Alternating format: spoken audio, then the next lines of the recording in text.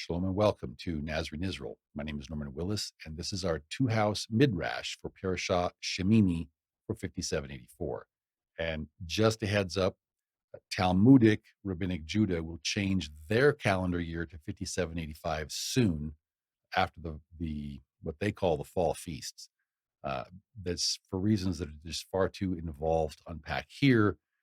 They start their calendar and their Torah cycle at the end of summer, and they calculate everything differently than we do.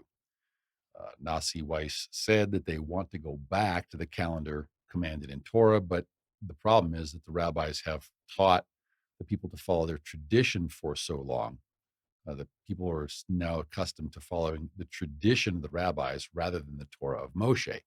So the people don't want to go back, and they can't figure out how to make the change without losing their authority as rabbis, because there are no rabbis in the Tanakh. So please pray for that to happen. That would be the most wonderful thing. That it was wonderful news to hear that Sanhedrin wants the people to go back to the Tanakh. Please pray for that, because that has to happen before Joseph can come home. So keep both houses. Please pray for that, brothers. Keep that in prayer. Just a heads up, just an advisory. We're going to change. We're trying to do what the written Torah of Moshe said. Obviously, we're not doing the sacrificial law because we don't have a temple. We're not going to be welcome in the temple, in the third temple, the Talmudic temple to come. So we're just defaulting to the Torah of Moshe, the parts that we can do. And then we also have our additional instructions for the order of Melchizedek in the dispersion from Yeshua HaMashiach, our one and only rabbi. So we are going to change our year as the written Torah of Moshe says to do. So we'll change it with the barley harvest at the end of winter, when winter starts to give way to summer, like it says to do in Shemot or Exodus chapter 12 and verse 2.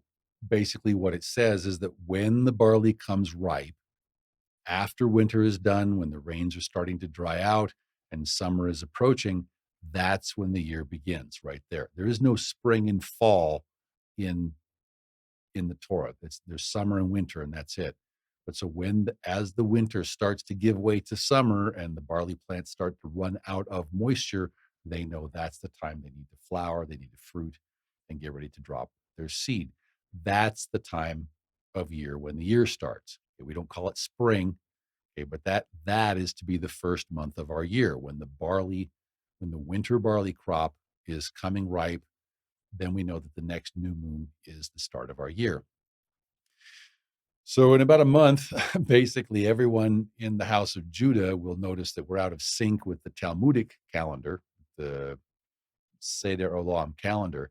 Uh, uh, we won't be in sync with the Talmudists, when the reality is that the Talmudists are out of sync with Yahweh and His word. And that's a scary thought. That's a very scary place to be. So please pray sincerely for the Orthodox Sanhedrin. Please reinforce them in prayer, in their desire that their people might come back to the Tanakh, because that's a necessary step before Joseph can come home. So if we in the houses of Judah and Joseph claim to be his servants, then don't we need to serve him according to his words? I mean, it's kind of basic, but both houses, both Judah and Joseph, each in their own separate ways, just seem to have a kind of a death grip on ignorance right now, each in their own particular idiom. So please pray sincerely for our brothers and sisters in Judah to wake up to their error of replacing the Tanakh with the Talmud. And please pray also for Joseph, that Joseph will realize that it's not enough just to read and know the Tanakh. You actually have to apply it. So thank you for your prayers for both houses, so we can establish the Genesis 35 Alliance. And I am excited to be getting time to start working on the documentaries again, coming up soon. But I'm also excited about these parashiot, because the parashiot give us an opportunity to present the same information in a different format. It basically helps people to stitch things together a little bit week by week. So there's a lot of repetition sometimes in some of the messages, because we're trying to help people stitch or weave things together. But the parasha gives a different approach, and so it gives a different perspective. So, one of the things that we need to remember week by week is that one of our primary goals for those of us who want to serve Mashiach Nagid is we're trying to help Yeshua HaMashiach, Mashiach Nagid, we're trying to help him get the kingdom that his father sent him to get us to build for him in his absence. So, uh, what that means is for the house of Ephraim, okay, so the house of Judah needs to go back to the Tanakh. That's their job. Okay, that's in their court. What's in Ephraim's court is we need to get things together. We need to not just read what it says to do, but we need to actually take the great big leap of faith to do it. So we need to form the stick of Joseph, which is in the hand of Ephraim, like Ezekiel chapter 37 and verse 16 says. Okay, you can wait all you want. Prophecy is not going to accomplish itself without our involvement. Praise Yah. So Yahweh ordains it, Yahweh lines it out, Yahweh has it prophesied, but we're the ones to walk it out. We are his hands and his feet. So once we in the house of Joseph form the stick of Joseph in the hand of Ephraim, uh, we have to do it according to the principles and the rules in Acts chapter 15, and also in accordance with the rest of the rules for the renewed covenant, because that's how we build a unified body. That's how we build a fivefold unity on a single doctrinal foundation.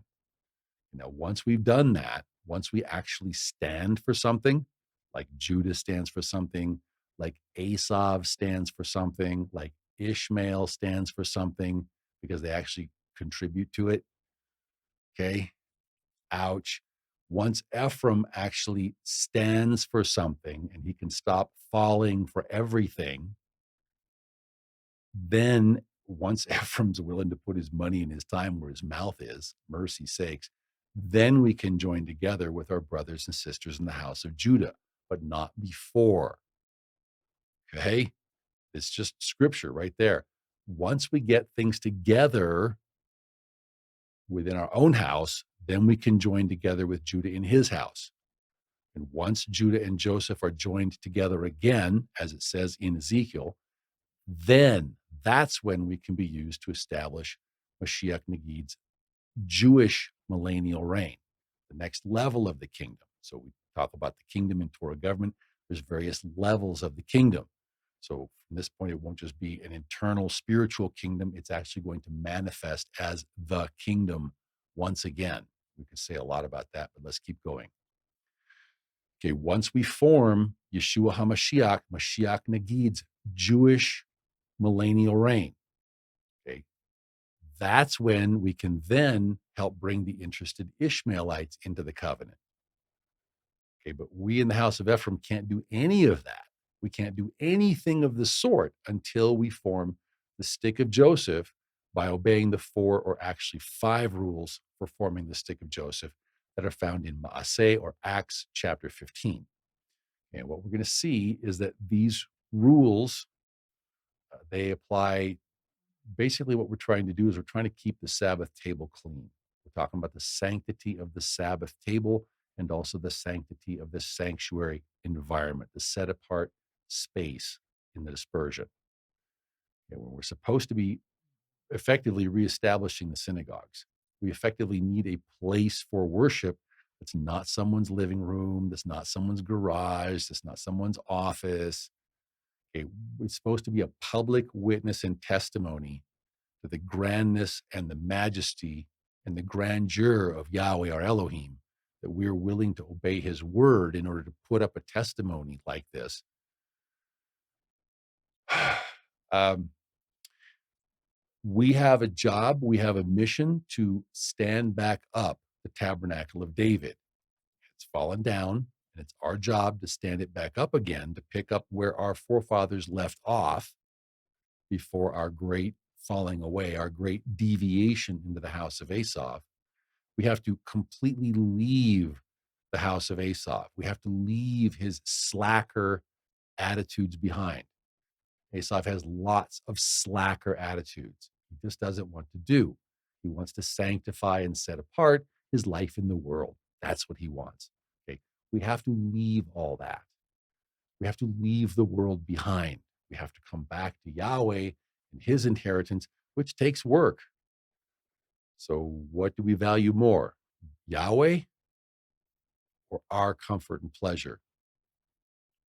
Okay. We're going to talk today about one of the rule or some of the things that go into the 5 rules of Acts chapter 15 so that we can know what the 5 rules are, so we can form the stick of Joseph in the hand of Ephraim, so we can unify it together with the stick of Judah that comes back to the Tanakh. And then together we can establish the Jewish millennial reign and welcome in those who are interested of Ishmael.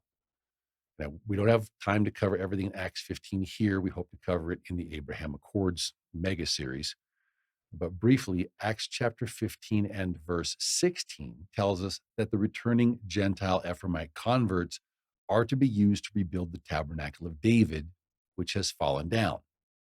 Talk about the stick of Joseph. Verse 17 says that the reason for this is so that the rest of mankind, okay, there's a vowel pointing issue here, but the rest of mankind or the rest of Adam, you can also vowel point it differently, and you can say the rest of Edom, as it says in Amos 9, but it works both ways. We're talking about bringing in the rest of Adam, or we're talking about bringing in the rest of Edom. Adam's probably the cleaner reading. But what we're talking about is bringing in all of the returning Gentile Ephraimites who are coming out of Esav's house and who are also coming out of the world. And they're once again now being called by Yahweh's name, says Yahweh, who does all of these things. And this is a quote from Amos chapter 9, verses 11 and 12, again, where it is vowel pointed as Edom. Okay, so Edom, again, being the spirit of Rome. Okay, also that's the seat of Mystery Babylon at the moment. So it works both ways, both Adam and Edom. But this is how we are to build the stick of Joseph in the hand of Ephraim, is to follow these 5 rules in Acts chapter 15. Sadly, we just lost a whole bunch more people with basically pink horse spirits, Ephraimites who they're not ready to leave Rome yet. There's got to be more tribulation before they're willing to leave what's comfortable. We don't know. It's very sad. Just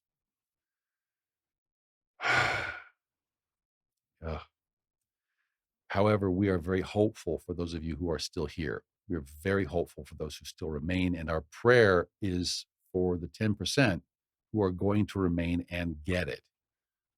So it's very sad to watch parts of the 90% leave, but what we need to focus on is the 10% who are going to pray and seek Yahweh's face, and he's going to give them repentance from Esav's house unto life. And I've met good people in Esav's house. I've met some really nice people. They call themselves practicing Catholics. And I just pray for them that they will leave idolatry, that they will leave the evil of Esav's house. And there's a lot of differences. So one of the big differences is self-focus. Esav is very self-focused. They're trying to sanctify their life in the world. They're trying to sanctify the world. It doesn't work. You have to come out of the world. You have to have a lack of self-indulgence. We have to realize that this life is not about us, or else you're not going to want to listen to some guy talk for 2 hours about what scripture says we're supposed to be doing that can be easily ignored, drastic consequences, but it can be easily ignored right now. And it's difficult to hear someone talk about how we need to be laying down our lives in the world for the benefit of Mashiach Nagid. But and I'm not quite sure of the rate for Judah. Judah's got, especially in the land of Israel, that's not a good survival rate. So I can't recommend life in the land of Judah right now. But the main thing is to pray and follow what he says to you. Make sure it's his spirit, not some other spirit, and then do what he says. But it's quite a difference. I remember growing up as a child in the church, I didn't think of that as being what we call a peacetime mentality. In other words, your life is still all about you. Okay, you go to church on Sunday if you're not off vacationing, you're not off doing something fun. You're not off hunting. You're not off camping. You know, a lot of other things can take priority over the service. And even the people that go there faithfully, it's not what it seems. And what we need to understand is that the mystery Babylonian system is the Greco-Roman Babylonian amphitheater system. You pay your money, you come in, you watch your show, you get your performance, dinner and a show, you enjoy yourself, maybe you get some emotional release, and then you leave. But it doesn't really change your life. It kind of bolsters you in your life in the world. It doesn't make you leave your life in the world. So just in prayer over Sabbath, just imagine what it would really be like to leave your life in the world to where you truly put him first and truly served him first. You might even still have the same job. You might even still have the same place of residence, but to put him first, to actually do what it is that he says to do, because we were all created to serve him. So we're not free to rewrite his rules. We're not free to ignore his rules. And pride is the one, pride, it just tells us we're allowed, we're special. We can rewrite the rules because we're Judah and Levi, so we can rewrite the rules. Or we're Ephraim, we're like, nah, we don't need the rules anymore. We have golden calves. So, the point is that we're not supposed to be pleasing ourselves. We're not supposed to be serving ourselves. Okay, so when Yahweh calls us and he puts his son's spirit in us, that is a tremendous gift he's given us. He's given us this mina of our saved lives, a new life, a new vision, new understanding, new possibilities to develop ourselves to make a better contribution to his son's kingdom in conjunction with others. At this moment, Ephraim needs to get his own house together. But once that's done, we will also need to connect with our brothers and sisters in Judah. And there are Jewish brothers and sisters who sojourn with the house of Ephraim. We'll talk about that in the Abraham Accords mega series. He gives us this tremendous gift. And what do we do with it? Do we invest it in him? Do we invest it in his kingdom? Do we invest it in his son? Or do we guard it carefully? Or do we spend it on ourselves? And this is the thing about the pink horse system, the red horse system, is you end up spending your saved life on yourself. So, but what we need to do is we need to refocus on his rules and what it is that he says to do. And so that's why in Acts chapter 15 and verse 19, Yaakov HaTzadik, or James the Just, he's the Nasi, or the prince of the Nazarene Sanhedrin, the Nazarene Council, the Nazarene BDG. He ruled that they shouldn't make any rules troubling those returning Gentile Ephraimites who they're returning their loyalties to Elohim. He says not to bother them with a yoke of Talmud and of rabbinic man-made enactments and decrees. Because the point is, Yeshua came to overthrow the rabbinical order and to get the people to turn back to Yahweh and his words rather than their own words, rather than establishing their own right rulings. What's wrong with Yahweh's right rulings? He was the one that gave you the position. Why are you not faithful to him? Why are you not true to the pay? So, what's the point? Yes, you need traditions, but you need clean traditions. You need clean traditions that augment and reinforce the Tanakh and not subtly gut and replace the Tanakh. So the point is that if you're going to be white horse, or I'm not sure how that works, but clean black horse Judah that believes in Yeshua, but yet identifies as Jewish, we can talk about that later in the Abraham Accords series. But who are we to be making up our own rules when we are supposed to be hearing and obeying our Maker's voice? And that's what he emphasizes again and again. We talk about it again and again, is what he wants is that real life-giving relationship with us, like being connected to the vine, like plugging into the wall outlet. Now you've got power. Okay, what do you do with it? You're going to spend the power on yourself, or you're going to spend it for him. You're going to invest your life for him. Okay, well, with respect, it's like the one house messianic Jewish organizations, they always forget to read this chapter. Okay, so forgive me, we're talking the MJAA, the UMJC, they've, the other organizations, apparently messianic Jews didn't get the memo. Okay, because what if they're rabbinic, but yet they're claiming to believe on the biggest anti-Talmudic rabbi ever, meaning Yeshua, who said not to call yourself rabbi, who came to overthrow the rabbinical order and the Zugot, that would later become the Talmud. Okay, but they ignore Yeshua. They call him their one and only rabbi, except they call themselves rabbi. And then they ignore what Yeshua says and they ignore his halakha because they keep looking to the Talmud as a co-source of authority, where it's either a replacement of the Tanakh, or it's a co-source of authority with the Tanakh, or, you know, I don't know, can't account for all the different groups. But Yeshua was about overthrowing Talmudic replacements of the Tanakh. He was about overthrowing the emerging rabbinical order based on the Zugot. What he was trying to establish was to establish a radical throwback to the order of Melchizedek, the order of kings and priests. Verse 20, but rather than tell them to follow the rabbinic traditions and teachings of men, the Zugot pairs that would later become the Talmud, we're not going to do that. We're trying to get away from the Zugot. We're trying to get away from the Talmudic pairs. What we want to do instead, Yahweh's always telling us to focus on hearing his voice. Okay, so we want to tell the people to focus on hearing the voice of the Spirit and obeying Elohim's voice and Elohim's words as are recorded in the written Torah of Moshe and what would later become the Tanakh.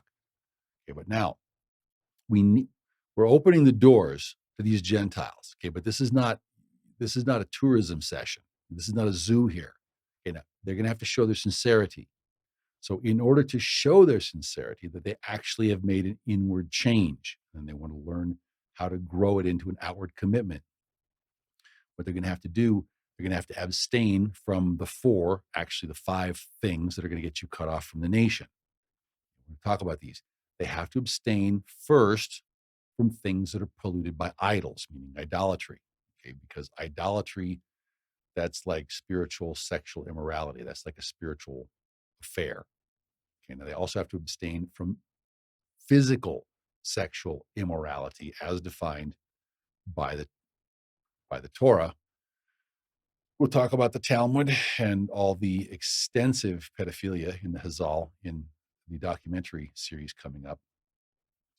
But they also had to abstain from strangled meats. And in context, we're going to see that this had to be not just not strangled, but it also still had to be clean animals. This thing with the pigs, we're going to see literally that's for the pigs.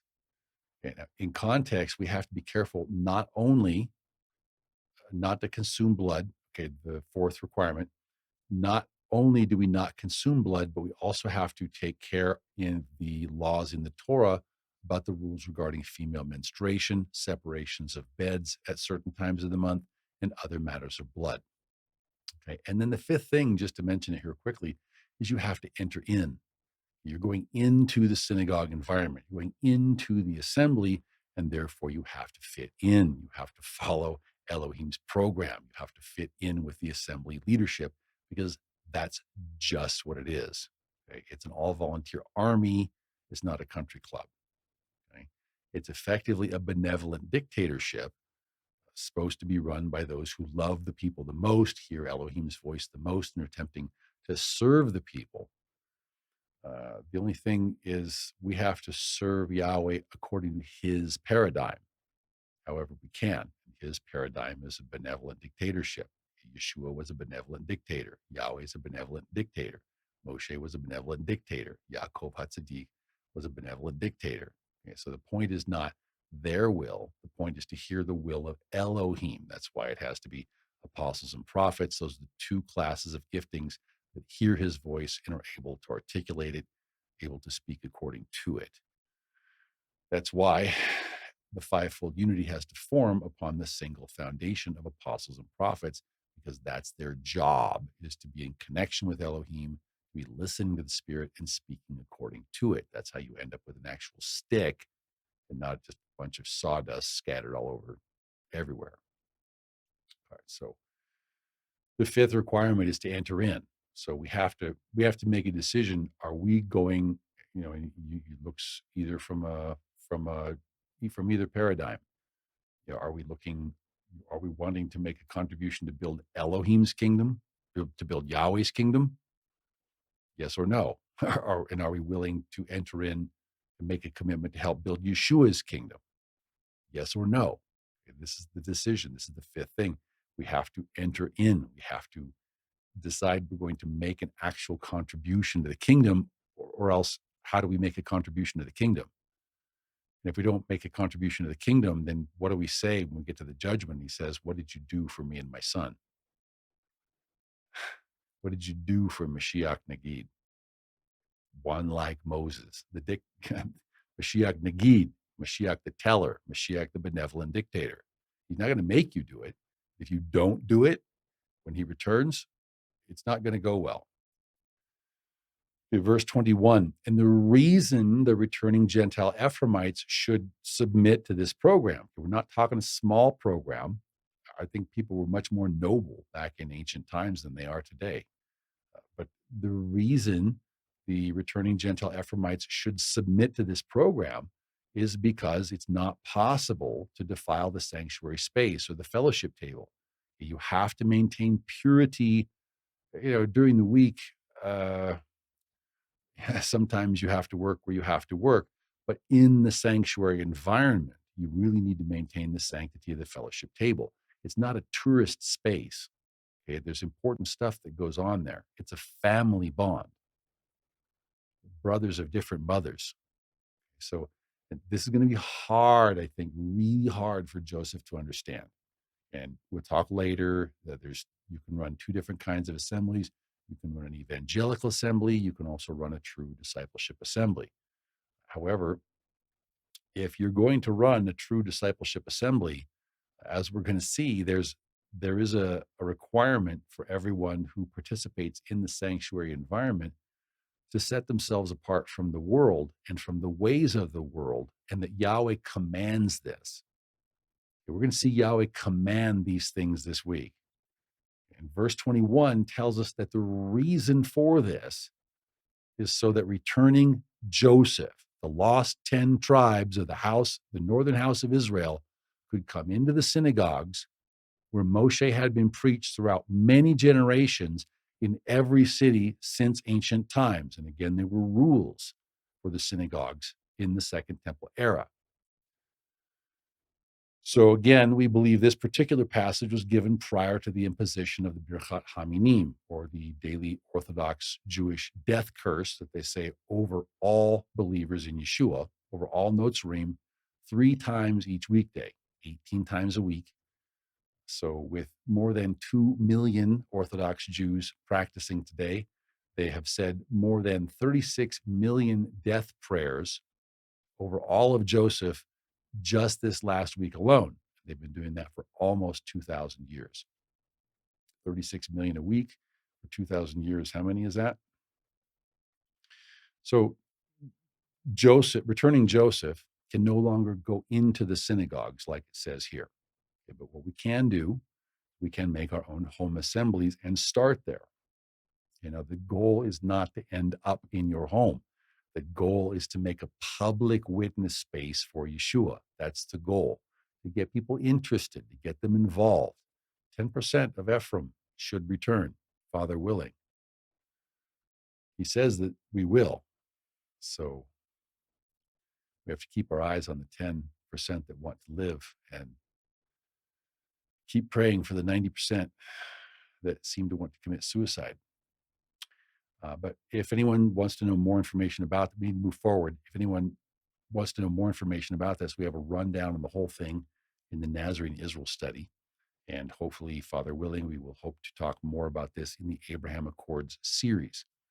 But the point is that you have requirements, you have rules for entering the sanctuary environment. There were principles, there were precepts involved. You can't have sin in the camp. A different kind of camp, different kind of walls, different kind of rules, but the same principles of purity apply. Okay, every time Israel was pure, that's when things went well. And every time Israel thought they didn't need to be pure, that's when the plagues would strike. So, as we will see in future studies, and as we show in the Nazarene Israel study, if we don't agree to obey these 4 or 5 rules, now we're talking, you can have like a chaperoned, 3 months. I mean, they can come in for 3 months. I think that's what most churches do also. It makes sense. You can, in an evangelical style, you can come in for 3 months. And then after that, they have to make a decision to commit or not commit. And a true discipleship assembly, they don't even come in until they commit. We'll talk about that. We'll have to unpack that some other place. But we mention this because we lost a whole bunch more subscribers and viewers this last week. That's been going on.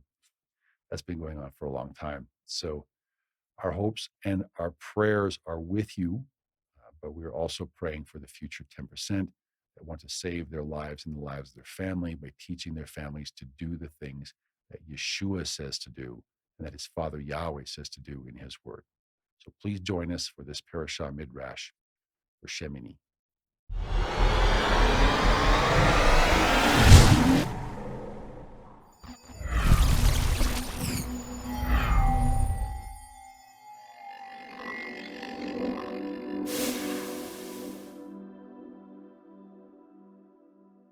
Okay, we have a lot for both houses this week. So let's begin. We're going to dive right in and keep moving because we got a lot to cover.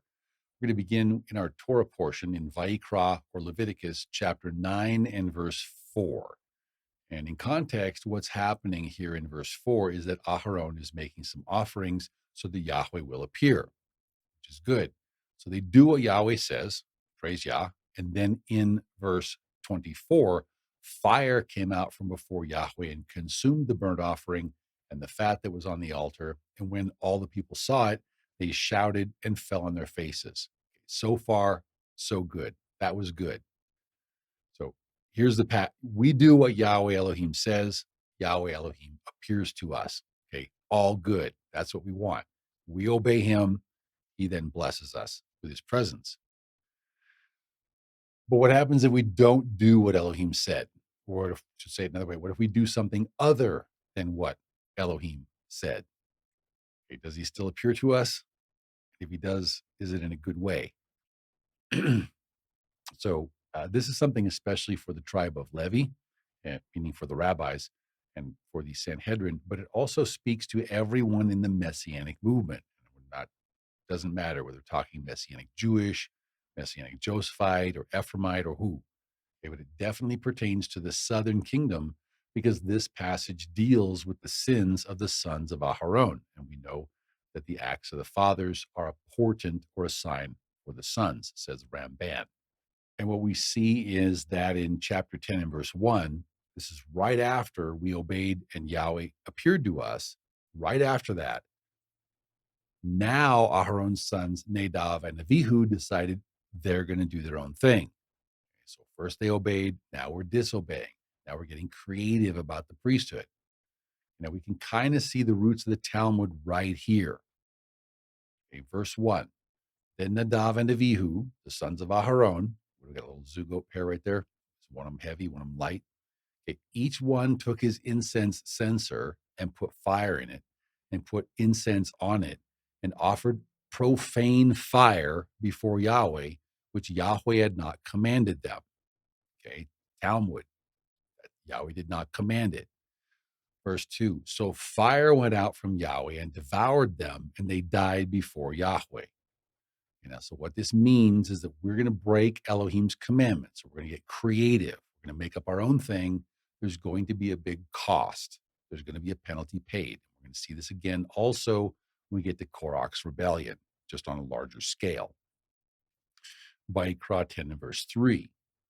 And Moshe said to Aharon, do you know why this just happened? Okay, this is the punishment Elohim gives you for making up your own form of worship and bringing strange fire rather than doing everything the way he said to do it. This is what Yahweh spoke, saying, by those who come near me, I must be regarded as set apart. There's got to be fear. There's got to be obedience. It's the only way we're going to unify mankind. And before all the people, I must be glorified. If we don't have someone to serve greater and more powerful than ourselves, then we just serve ourselves. And mankind can't come together in peace that way. So he must be glorified in order for us to have a peaceful world. Okay, so it doesn't matter that you're a Levite. It doesn't matter that if you're a high priest.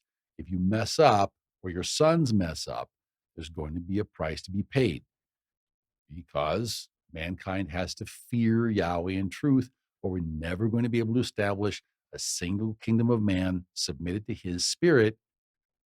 So his son will never get the kingdom that Yahweh always wanted for him. Verse 3, Aharon held his peace. If you mess up, you're going to pay the cost. So please pray for the southern house of Judah, for the Sanhedrin, that they will turn away from the Talmud and go back to the Tanakh. So, you want to be diplomatic, you want to be respectful, but there just comes a certain point in time between brothers. You just have to sit down and tell your brother it's critical, both Ephraim and Judah. It's critical to go back to Elohim's words in the Tanakh and not just to read Yahweh's words and then think we've already done them. I mean, is that even sane? A man goes to the psychiatrist. He says, I think I did it because I thought about it. I think I did it because I read it. I read what I was supposed to do, therefore I did it. Daniel chapter 9 and verse 26 tells us that Mashiach Nagid was to be cut off, but not for himself, just prior to the end of the Second Temple period. We're talking Mashiach Nagid, that's Mashiach the director, Mashiach the teller, Messiah the prince. If we're not going to obey his words, what are we doing? Okay, and if you don't know, if Orthodox Judaism doesn't have, who is this? According to Orthodox Judaism, Mashiach Nagid. They say this is a reference to King Cyrus, but how can that be? King Cyrus opened the Second Temple period, which lasted for many hundreds of years. So Mashiach Nagid is cut off right before the end of the Second Temple period, right before the Second Temple is destroyed. So if we don't have another explanation for who that is, why are we not obeying Mashiach Nagid's directives? It doesn't make sense. It's just ignorance. It's willful ignorance. And, you know, forgive me, but I think of a number of messianic pastors and messianic rabbis. Their faces come up for me when I think about this, because if we don't start obeying, if we call Yeshua Mashiach, but we're not doing what he said to do, we're going to get hammered from on high. It's not okay, and it's not a small thing to ignore Elohim's words. And if we can't understand that, then it's like, how do you help people? How do you help people to understand that? Even Aharon had to accept the death of his two sons because they did not fear Yahweh enough. They had not set Yahweh apart. They did something other than what Yahweh said to do. So even Aharon had to accept that with the death of his two sons for bringing strange fire. And that's effectively what Yahweh is saying is going to happen to the house of Ephraim. Isaiah chapter 10 and verse 22. We just lost 40% of the people. Maybe we'll lose more. We want to end up with the 10% that want to obey him. Okay, so let's keep going in the Torah portion. Now we're going to come to verse 8. And right after this incident, so Yahweh spoke to Aharon, saying in verse 9 that when he goes into the tabernacle of meeting, he should not drink wine, or he should not drink intoxicating drink, and also not his sons, lest he die. And that this is a perpetual statute forever throughout all of our generations, so that we may learn to distinguish between what is set apart and what's profane, and between what is clean versus what is unclean. Just a note for Ephraim. Yeah, I know it's hard not to hear something that's not lavish praise, but we come to Isaiah chapter 28 and verse 1. We see that Ephraim is spiritually drunk all the time. He likes to make up his own worship. Just like Nadav and Avihu wanted to make up their own worship. Okay, it's not okay. King Jeroboam made up his own worship. It's not okay. And in Isaiah chapter 28 and verse 3, it's just like the house of Ephraim. It's like we just don't get it as a house.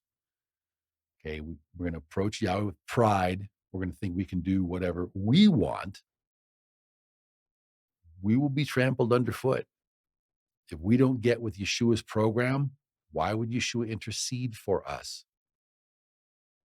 Okay, we have a lot of material to cover, so let's keep going. We're going to jump now to Vayikra, or Leviticus chapter 11, and we're talking about the clean food laws.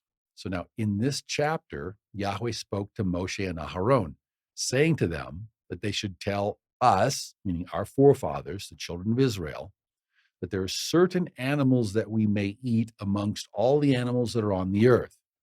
Now, we do a drash on this on the website in Nazarene Scripture Studies, Volume 5. We have a study by the name You Are What You Eat. We made it the same name so you can find it easier, so you can remember it. And we also have a study in that volume on the Torah diet. So we have a lot of studies on health in the end of Studies 5 and the start of Studies 6. We don't have time to unpack everything here, but what we see is that Elohim cares a great deal about what we eat. And he also, as we spoke about in Acts chapter 15, he also cares a great deal about the company we keep around food, the company that we keep around our dining room table, because life is war and you end up hanging out with your teammates. So you end up becoming like those you hang out with. So whoever you choose as your army here on earth, whoever you team up with, okay, you're going to become like them. You can't help it. That's what armies do. Armies homogenize populations.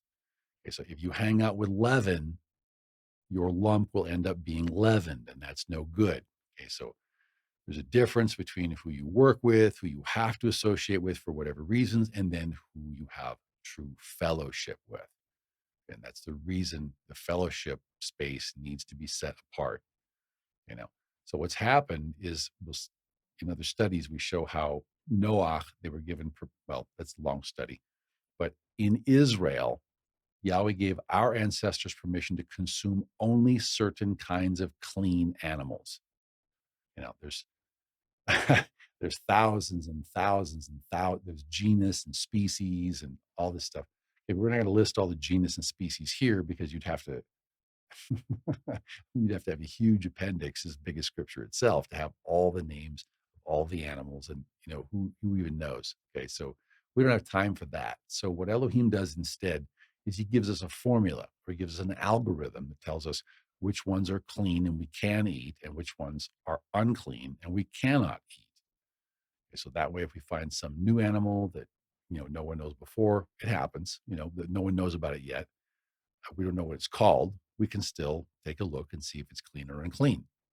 Okay, so verse 3, Yahweh says that among the animals, in this case the mammals, whatever divides the hoof, okay, that means it has cloven hooves, okay, and it chews the cud. If it divides the hoof and it chews the cud among the mammals, we may eat it. And one of the things we need to understand is that there are spiritual values to everything in this chapter. And this will sound really strange to Westerners. It doesn't sound nearly so weird to Easterners. Easterners understand that there's a spiritual significance to everything that manifests in the material world. And the land of Israel lies in the Middle East, not the Midwest. So these things are understood. So there's a spiritual significance to everything that goes on. That's why people look for signs. There's also a spiritual significance to the foods that we eat. We talk about that in our other studies. But in the written study, we talk about how chewing the cud, okay, that's also called rumination. They burp up a little bit of the food and they chew on it some more. Okay. So, but rumination, that's another word for meditation. Okay. So when you chew your cud, basically, when you meditate, you're burping up some of the food that you ate, you're burping it up and you're chewing on it some more. You ruminate on it some more, or you meditate on it some more. So, it's kind of like when you read a passage of scripture or you hear something, or then you're thinking about it later as you're coming home from work, or you talk about it with your friends, or what you do. So you bring it to the fellowship meeting and you ask for prayer. Whatever you do, okay, you try to understand how it applies to you and your family. You try to understand what it should mean to you in your walk. That's called rumination or meditation, or chewing the cud. So any kind of an animal that ruminates or meditates or chews its cud and it has a cloven hoof or divided hoof, you can eat it. If it has both signs, it has to have those two witnesses. So, I mean, I don't know. I don't know exactly what the significance of the cloven hoof is. I tend to think about those who divide between the set apart and the profane. I'm not trying to make a hand sign there, but you divide between the clean and the unclean. That's kind of what I think. So, meaning sheep need to stay apart from the wolves. Sheep need to stay apart from the bears. Maybe sheep even need to stay apart from the goats. If you're a sheep, you don't hang out with the wolves and the bears. You don't hang out with the goats either. It's simple. And another neat thing, if you've ever had sheep or goats, or cows, one of the nice things about them, you notice they sniff their food very carefully before they eat. If something smells bad or is bad, ooh, or if they taste a little and it tastes bad, they won't eat it. They're very picky eaters. Okay, so verse 4 tells us that even if they ruminate, but they don't have a cloven hoof, you don't eat it. Okay, so even if it sniffs its food, okay. For example, the camel will ruminate. The camel chews the cud, but it does not have a cloven hoof. Okay, and the rabbit, also the hare, very similar animals. The rabbit and the hare are also prohibited because, yes, they chew the cud, but no, they do not have cloven hooves like sheep. Okay, verse 7. Now, in verse 7, you start to get into the pig. And the pig is a big, big, big, big problem in the house of Esav and the red horse. And so, likewise, because Joseph spent time in Esav's house, the pig is also a big problem for the house of Joseph. And we'll talk about, hopefully, in the Four Horses study, we still have the vast majority of the house of Ephraim that is still tainted pink, so to speak. They still have holdover red horse Esavite attitudes and doctrines. And one problem with the pig is, like verse 7 says, it has a split hoof. The hooves are cloven. It divides between something and something. Okay, but it doesn't chew the cud. I mean, it doesn't ruminate. It doesn't meditate. Okay, so now rather than listening to a teaching and thinking about it and burping it up, so to speak, to consider matters and talk about it more at your fellowship and pray about it, consider it a little bit more deeply each time, like we do every year. We take another pass in the Torah portion. Hopefully, we learn something more. The pig doesn't do that. Okay, whatever the pig eats, it just swallows it straight down. No burping, no meditation, no rumination, nothing like that. It just swallows it straight down. We don't learn Tanakh in our schools because it's very deep and things can be misinterpreted. So they don't teach us Tanakh. We learn Talmud. We learn what we call Torah Sheba'al Peh. So if I would want to go into Yeshaya, what you call Isaiah, I would go to my Rebbe and I'd ask him to teach it to me. Like everything I don't understand and I ask him to teach it to me. But things that I wasn't taught in school because I was told that it's deep to understand, I for sure want just to read texts and like. And this applies to much more than just Judah. Okay, so what about the last time you talked with a Baptist preacher or an ex-Baptist preacher turned Messianic pastor, and he insists that you must interpret everything exactly the way he sees it, meaning his way or the highway, meaning swallow everything straight down without rumination, without reflection, without meditation, or you're going to hell because you didn't agree with him, even though he doesn't understand the concept of unified fivefold foundation on a single foundation of apostles and prophets according to Yeshua's halacha. He doesn't understand that. He can't even understand the argument, but you have to do it his way or you're going to hell. And then you have other church environments where the pastors claim that they have all knowledge or they have special knowledge that doesn't conform to what scripture says, but they have a special understanding from Elohim or something like that. So, or the Talmud, an oral Torah with absolutely no witnesses whatsoever to it in the Tanakh. Okay, you just need to get away. Okay, you set yourself apart from those kinds of heresies. So, verse 8 tells us that not only are we not supposed to eat pig's flesh, okay, we're not even supposed to touch their carcasses. They're nasty creatures. People who raise pigs, they wear hazmat suits. And I know a lot of people with pigskin jackets. Get rid of them because we're supposed to abominate their carcass. Their carcass is supposed to be an abomination to us. We're not supposed to touch it. Okay, verse 9 tells us that everything that lives in the water, we can eat. Again, two witnesses, whatever has both fins and scales. So I don't know. If you have fins and scales, you're capable of direction as opposed to just drifting aimlessly like a jellyfish. I don't know. I'm not sure what the spiritual meaning is. But if it has both fins and scales, we may eat it. Verse 10. But in all of the seas or the rivers, any kind of a fish or any kind of an animal that does not have fins and scales, those are considered an abomination unto us. Verse 11. And it says, they shall be an abomination to us. We shall not eat their flesh, and we shall even regard their carcasses as an abomination. Verse 12. And I don't know how many times he has to say it, okay, but whatever lives in the water, if it does not have fins or scales, this is supposed to be an abomination to us. If you go to Jerusalem and you go to the Temple Institute, they have this beautiful display about how they use the Murex trunculus sea snail, which does not have fins or scales, to dye their tassels or their tzitzit. Basically, they take the mucus from the Murex trunculus sea snail, and I forget, if you crush it in the morning, you get purple or something, and if you crush it in the afternoon, you get blue or something like that. So the rabbis basically are dyeing their tzitzit in unclean sea snail snot, when sea snail snot is supposed to be an abomination to us because we're not supposed to touch sea snail carcasses. It's like those pigskin jackets. They may look nice, they may look cool, may feel comfortable, but they're not clean. And if you're going to dye your tassels with sea snail snot, you might as well soak them in pig fat, because both things are abominations. We're told to abominate both. Okay, I don't know. I mean, you want to become a snail? What do you want? You want to obey Elohim or you want to do something else? You want to bring Elohim's clean, authorized fire, or you want to bring unauthorized fire? Okay, so one thing we should notice is that we're never told anywhere that we're allowed to eat any carnivores. We're not told to eat predators. It's the opposite.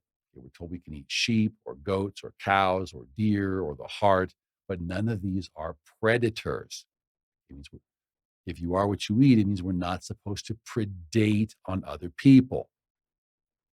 We apply this same principle. It explains a lot about the birds, because if we come to verse 13, we're told to regard as an abomination all of the predatory birds, or what's called the raptors. And we're told to abominate the eagle, the vulture, the buzzard, just all meat-eating birds. Okay, all kinds of birds that eat other animals, especially higher order animals. Okay, bugs are okay. Higher order animals are not okay. And we're not only supposed to abominate the raptors, but we're also supposed to avoid flying insects. The world has a big push on right now to get people to eat bugs. And we could talk about whether that's Zerah or whether that's Esav, but it's not Judah and it's not Joseph. So it might be zero. when we think about what that means to us, it might be a good idea to live in an area where food security exists. Hint, hint. Okay, now the only real exception here is the locust, the cricket, and the grasshopper. And if we think about it, they eat clean grains. Okay, the grasshopper, the cricket, and the locust, they don't eat other animals. So they just eat plants. And people ask about turkeys and ducks and chickens, and yes, they eat bugs, but they don't eat other birds. Okay, they don't eat other higher order animals. So this is, or could be, a big message to the house of Zerah, because we're not supposed to be predating on anyone else. We're not supposed to be mighty hunters of other people before Elohim. And Zerah absolutely predates on other people, and Levi leads curses, death curses, over the house of Joseph. Okay, this is not sheep-like behavior. This is not shooting double peace. Okay, single piece is not double piece. You need to shoot double piece. All right, so I don't know. Do verse 29 and verse 30, do they tell us that he doesn't want us to become lounge lizards? Or what's he saying here? No reptiles, no creepers. What's he saying? Verse 41 tells us that we are to abominate things that creep, no creepers. Verse 42 says if it crawls on its belly and goes on all fours, okay, what's the spiritual significance there? Uh, or if it has a lot of feet, like a centipede or a millipede or a spider, you're not supposed to eat it. It's an abomination. Well, this becomes an issue when we start to talk about genetically modified foods, because in very recent years, we've had attempts by the commercial food industry to go to splice in fish and spider genetics and things like that into other foods that Yahweh made for human consumption. So, for example, in recent years, they tried to splice flounder genetics into tomatoes so that they could withstand the cold weather better. And I guess the thought was that the flounder likes icy cold water, icy cold weather. So if they can isolate that specific gene and then inject it into the tomato, then perhaps the tomato would bear fruit in cold, icy cold climates. Well, praise Yah, that project got shelved, but only because it didn't really work. Okay, they weren't able to make it successful commercially, but that doesn't mean they haven't stopped trying, and it doesn't mean that they won't approve it if they get a product that they can sell, because that's how the system works. I mean, they've already successfully spliced spider genetics into goats, and now we have hybrid spider goats that give off a milk that has a spider filament in it, and it's one of the strongest and most flexible substances known to man. So that's great, I suppose, except we should not drink that milk and we should not eat that meat. So, as it was in the days of Noah, the rabbis are arguing among themselves. There's tremendous commercial value in genetically modified foods and products like that. So, can they still be kosher? Well, there's a lot of discussion. Thankfully, some rabbis are taking the all natural stance, but other rabbis are saying, well, there's commercial value. And if you approach the Torah like a checklist of 613 do's and don'ts, it still passes the checklist because the goats still chew the cud and they still have a cloven hoof. And that's still true, even though the milk they give off no longer qualifies as clean because it's tainted with spider genetics, which is something we're supposed to abominate as food. Now, to be clear, we don't have any issue hybridizing in a normal way. We don't have any issue hybridizing one corn variety with the next or one tomato with the next, so long as both of them remain genetically untainted. Now, we do recognize there are issues such as with gluten intolerance and this kind of a thing. There's specific issues, and we can deal with those some other time. But what we're saying is that in general, we don't have a problem hybridizing or breeding one kind of goat with another kind of goat, so long as they're still both 100% goats, the way Elohim made them and not modified by men. So we have, we in Ephraim, we have an issue when people try to tell us that something is kosher or biblically clean, when it has unclean ingredients to it, when it's been tainted. We don't understand that. Okay, we also don't understand the concept of kosher candy or kosher junk food. If it's not healthy food, if it's junk, what if it's not health food, what is it? Unhealth food? Sick food? What is it? Okay, and when Yahweh gives us one body to serve him with, how is it loving him to pollute the body that we gave him to serve him with? How is it loving and serving him not to maintain our natural immunities in the face of whatever plagues they plan on releasing next? Okay, verse 39, it tells us not to eat any animal which dies of itself. Okay, we should not eat roadkill. That's just sick. You don't know. Was it, but even if you saw it die, was it properly drained of blood? And if you didn't see it die, did it die perhaps of sickness? What's the spiritual implication of that? Well, hopefully you read the Torah portion already, but let's take a look at the why. Now, in verse 44, Yahweh tells us the reasons why he commands these things. He tells us, he is Yahweh, our Elohim. As we read through scripture, what we find, that's what Yahweh always says when he wants to say, I mean it. Okay, now, what he's saying is he wants us to set ourselves apart from the way most people eat. He wants us to set ourselves apart from the customs of the world, especially around the dining table, because he is set apart. It's so important. And we'll think about that for just a little while. Okay? If we want to go, if we want to be part of the bride, and we want to go to heaven where he is, then don't we need to become like him? Hey, or how are we going to marry Mashiach Nagid? How are we going to marry Yeshua? But then he can't take us to his father's dining table because we eat pigs and snakes and strange tomatoes, and we wear goat spider filament silk clothing that has weird, unclean energy patterns to it. In some other place, we'll talk about how people think all the time, they think we are material beings having a spiritual experience, but that's not what he says. We are spiritual beings having a human experience.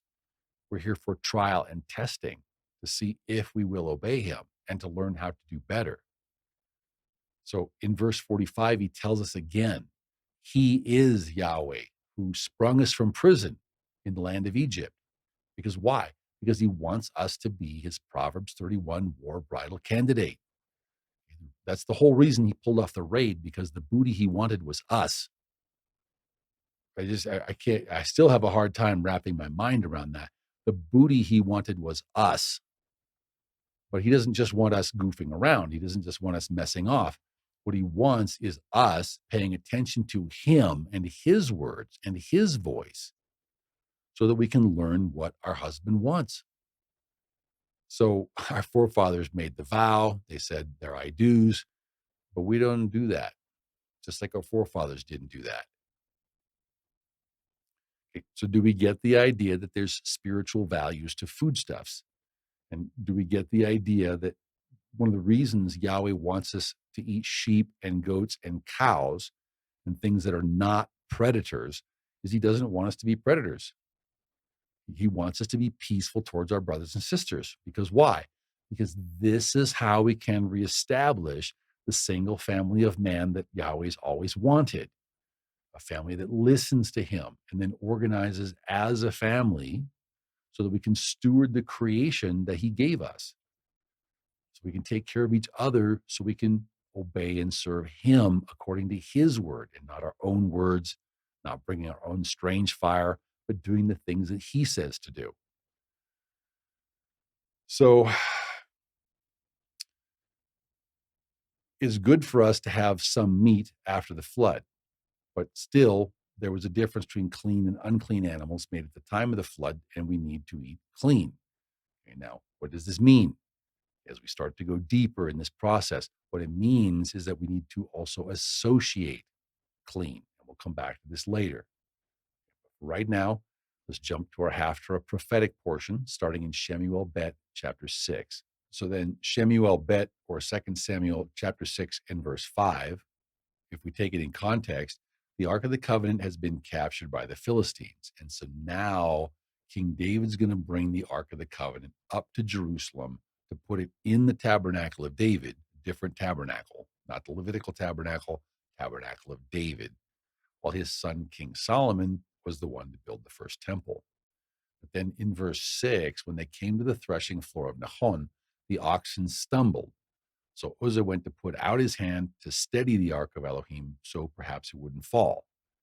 But very important here. Notice that even though Uzzah had a positive intention, we have to get this, Uzzah still got killed because he wasn't following Elohim's instructions. Okay, what that means, even if we have a positive intent, there's still a death penalty for us to pay when we fail to follow Elohim's instructions. And this is just the same as we saw with Nadab and Avihu. And just the same thing we'll see again in Korach's rebellion, just on a larger scale. So to be respectful, nowadays we have rabbis teaching Talmud as a replacement for the Torah. They say Torah, they mean Talmud. And we also have Messianics and Ephraimites. They have no real idea of what Yeshua said to do. They have no real idea of what the renewed covenant truly says. Because why? Because they were taught other things. Surely our forefathers have inherited only lies. But we've been free of Esav's house for over 500 years now. So it's kind of like, you might have had stuff happen to you as a child, but once you get 21,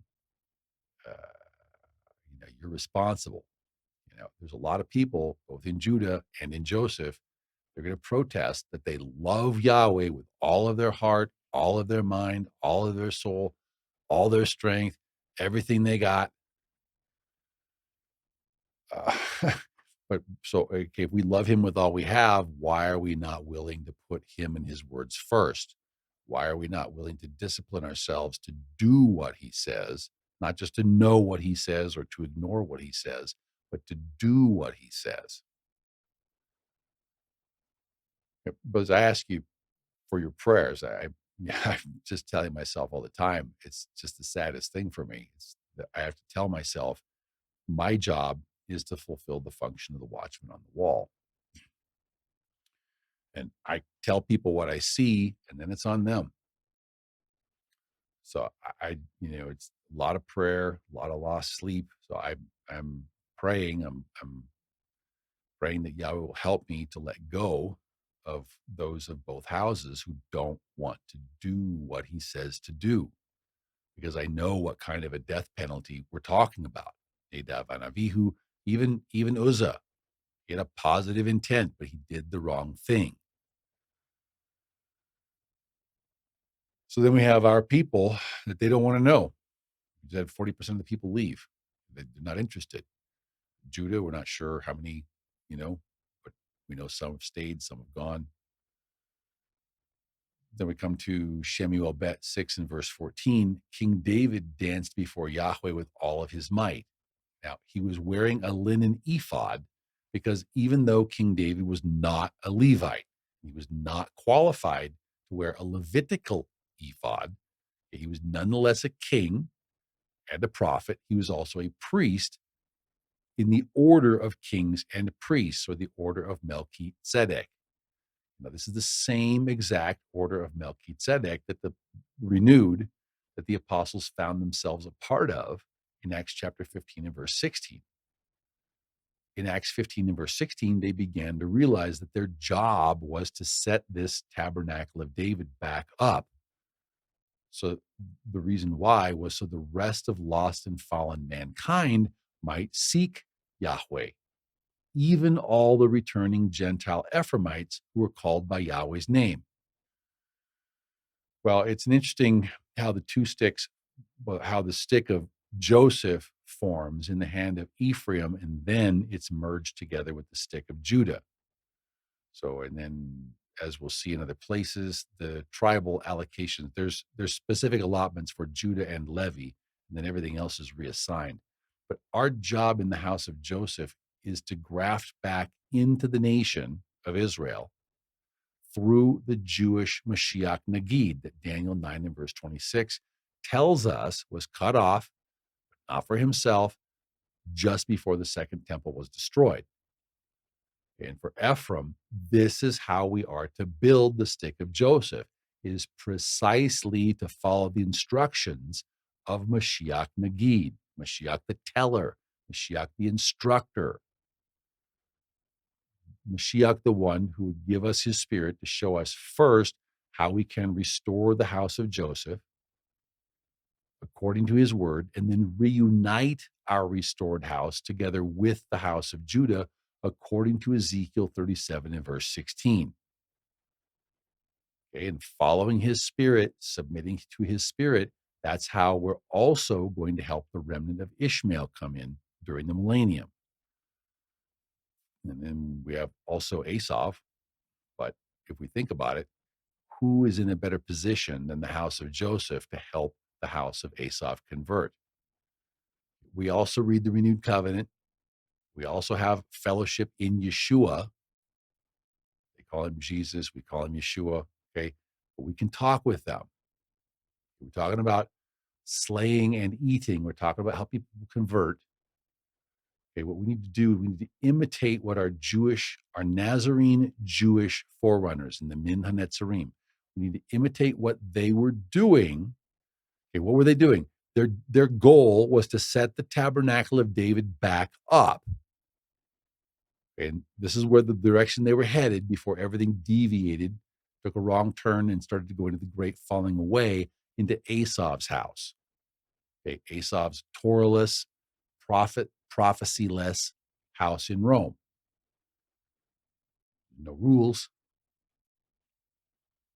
Okay, so obeying Acts chapter 15 is the very first step toward going back home to the land, and the food laws, keeping a pure table, forging family only with others, those of his true set apart spirit, that's all central to the fellowship and the assembly process. Let's continue. We'll talk on that some other time. Important topic.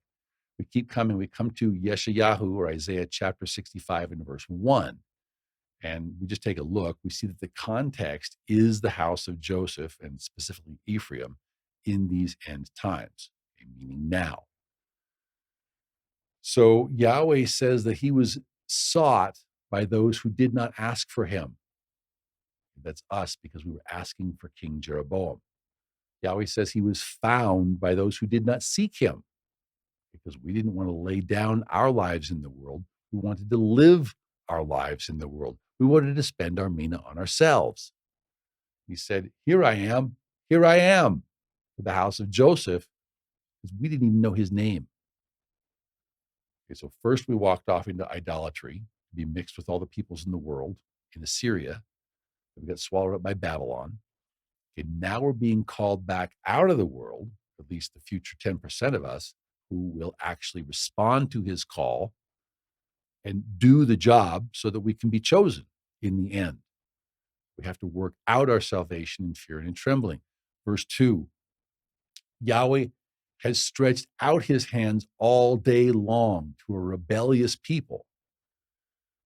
Who is that? Okay, that's like a dictionary definition for the house of Ephraim, is rebellion.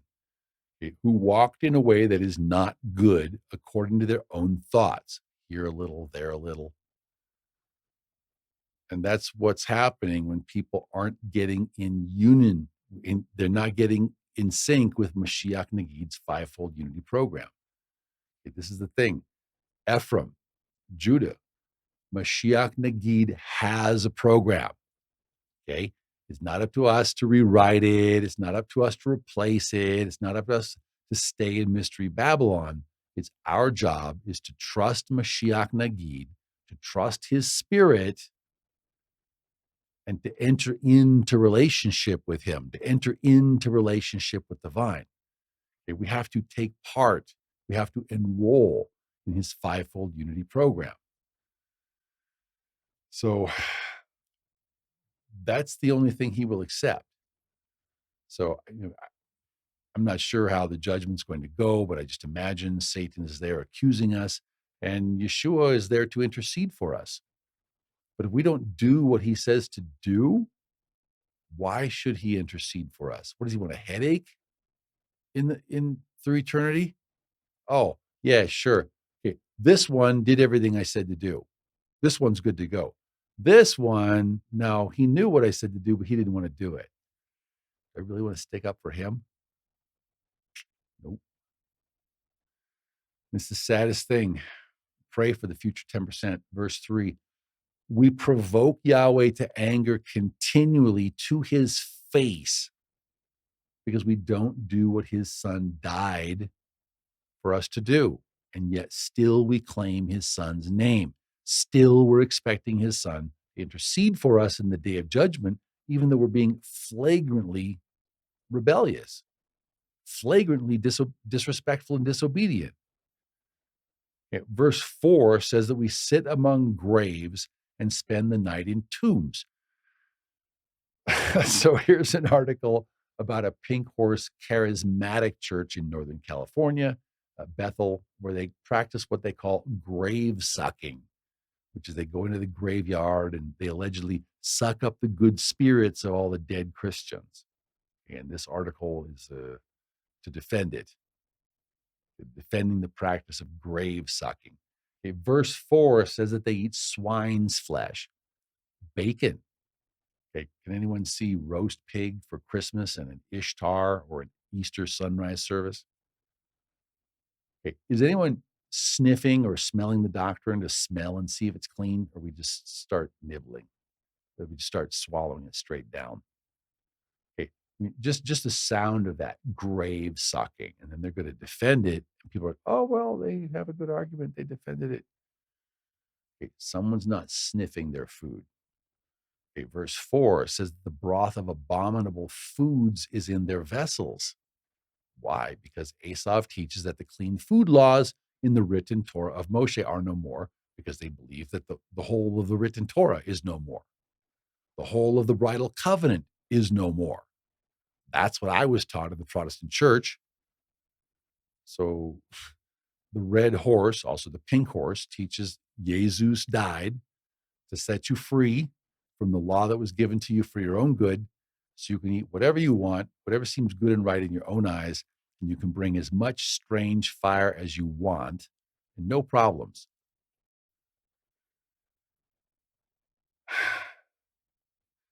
This is in contrast to verse 6, which tells us that Yahweh will repay everyone into their bosom if they take his name in vain like that.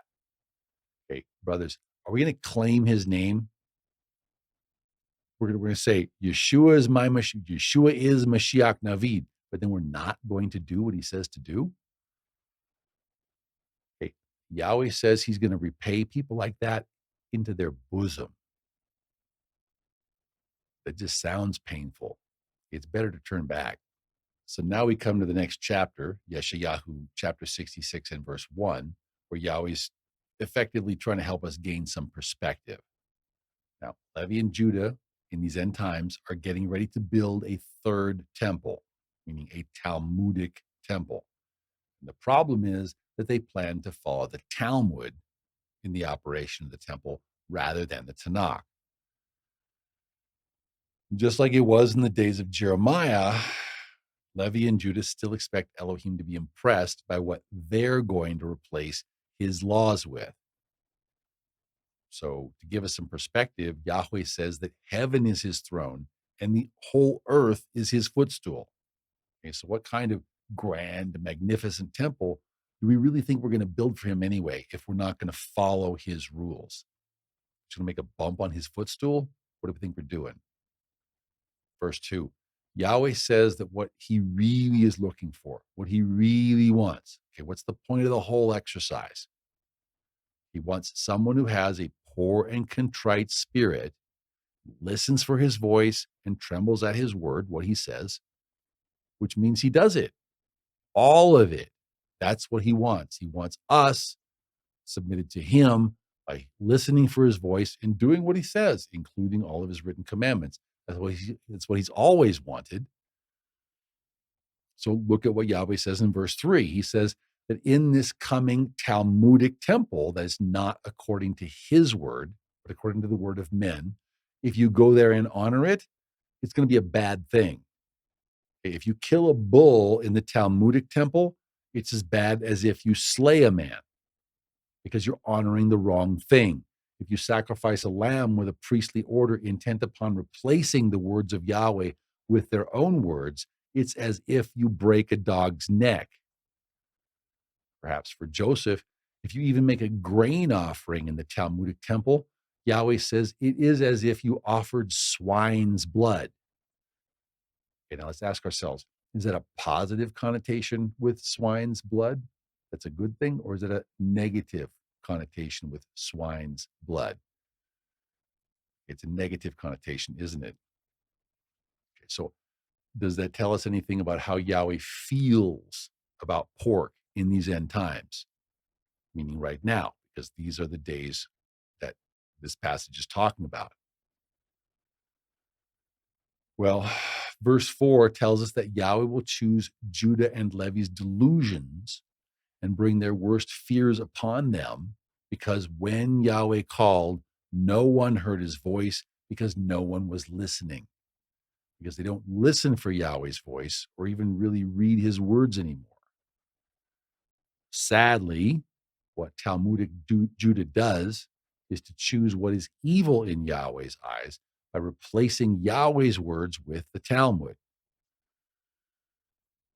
But just like the Levites, Nadav and Avihu were struck for disobeying Yahweh's commandments, and just as Uzzah was struck for disobeying Yahweh's commandments, and just as the house of Ephraim was sent into the Assyrian dispersion for disobeying Yahweh's voice, his prophets, his commandments, Yahweh says he's going to strike the Talmudists in his land who are doing their own words rather than his words. And then he's going to give the land to those who actually do keep his word. It's harsh wording, but isn't it good to know the truth? Isn't it good to obey the truth? Isn't it good to reap the blessings and the rewards of obeying the truth? Verse 5. Verse 5 says, hear the word of Yahweh, those of you who tremble at his word. And there's irony here, because the word tremble here in Hebrew is haredim, which that's what the ultra-Orthodox community calls themselves. They call themselves the haredim. The irony is they don't tremble at his word. They replace his word with their own words in the Talmud. So the reality is that those of us who are attempting to establish Mashiach Nagid's kingdom, who recognize Mashiach Nagid and are trying to do what he says to do, we are the few who tremble at his word. So really, Yahweh's addressing this to us. What he's saying is that our brethren in the southern kingdom who hated us, who cast us out allegedly for his name's sake, saying, let Yahweh be glorified as we pronounce the Birkat Haminim death curse over our brothers and sisters in the house of Joseph, so we can kill all the males and take all the women and children as slaves and sex slaves, but they shall be ashamed because they did not obey the word of Yahweh. Yeshayahu 66 in verse 6 says that there will be a noise, there will be a sound of noise from the city and a voice from the temple. And it will be the voice of Yahweh who will fully repay his enemies, meaning those who are attempting to set up a temple without him and without his spirit. Now let's drop down to Yeshayahu or Isaiah 66 and verse 15, and also verse 16, where Yahweh talks about how he's going to judge those who disobey him by fire. So here's the principle. If you try to build his kingdom, not by his spirit, but rather by your own fire and your own power and your own strength, he's going to destroy you with his fire, his power, and his strength of a completely different magnitude.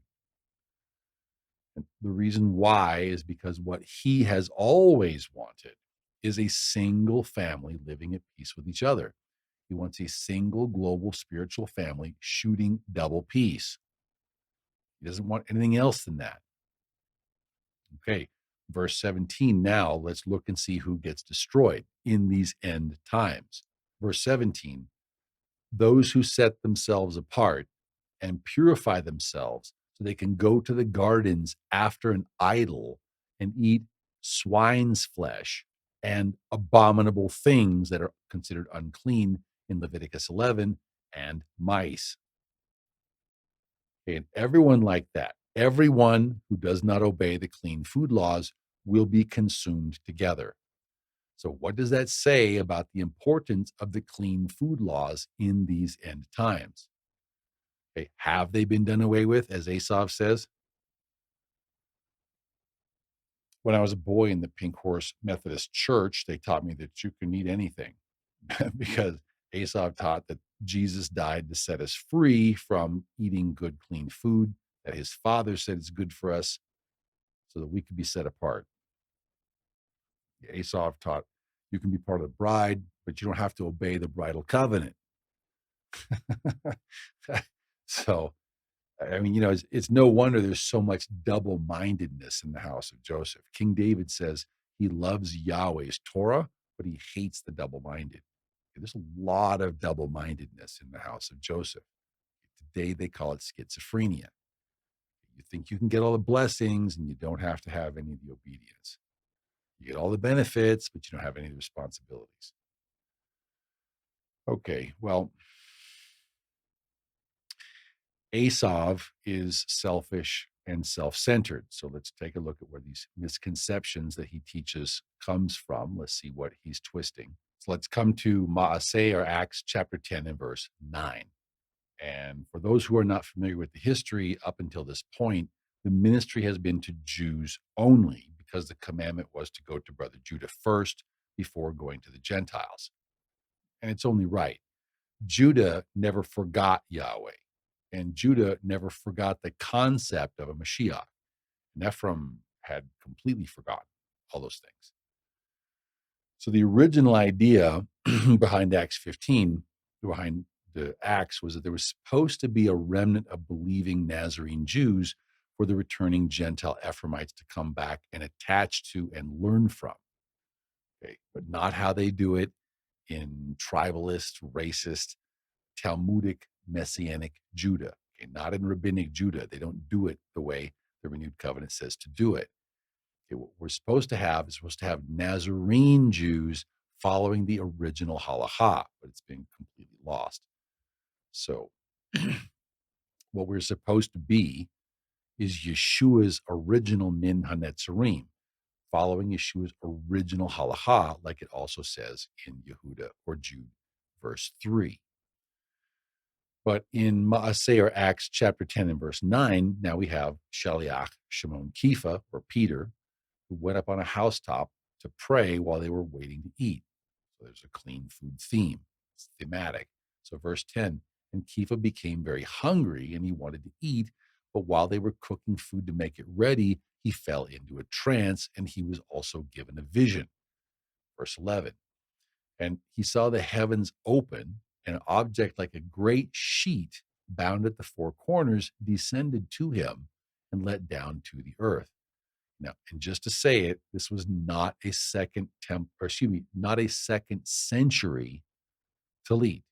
This is in the first century, not the second century. The Talit we think of today hadn't even been invented yet. They didn't have that garment in the first century. So what they had was probably more like the ancient Simla garment, which is a big rectangle, but we'll talk about garments in some other time. What we're concerned with right now is what's in this great sheet that isn't a talit. Okay, verse 12. And what was in it were all kinds of four-footed animals of the earth, wild beasts, creeping things, and birds of the air. Okay, meaning it was not clean animals. It was a lot of unclean animals. Verse 13, and a voice came to him, rise, Kepha, slay and eat. Verse 14, Kepha said, not so, Adon. I have never eaten anything common, meaning not set apart, or unclean, meaning not according to the clean food laws in Vayikra or Leviticus chapter 11. Well, verse 15, and a voice spoke to him again the second time. What Elohim has cleansed, you must not call common. Okay, well, Esav stops reading right there. So Esav says, well, all foods are clean. This means Jesus died to set us free so we can eat anything. Okay, so how many Protestants are there who believe the same thing? That's how I was raised. And how many Messianics are there who believe the same thing? I think I told you the story about going to the Sabbath and the guy, tell the guy, "This is, be careful. There's ham there, there's pork." He's like, "Well, I'm a sinner." In other words, sin doesn't matter much. Okay, that's the Esavite attitude. Sin doesn't matter much. Okay, how many in the Ephraimite movement believe the same thing? How many in the Ephraimite movement believe at a functional, practical level, the letter of the bridal covenant no longer applies? We'll talk about this a lot as we go through the Parasha series. Okay, verse 16. And this was done 3 times. Okay, so now you have 3 witnesses, so the thing is confirmed. And then the object was taken up into heaven again. Now, verse 17 tells us that Kepha was wondering within himself what this vision which he had seen meant. Okay, so he goes with the men to the house of Cornelius, and Cornelius was effectively an Italian Ephraimite. He loved the nation of Judah, and he gave alms and support to the people. Okay, so what we see here is Cornelius wasn't only empty talk.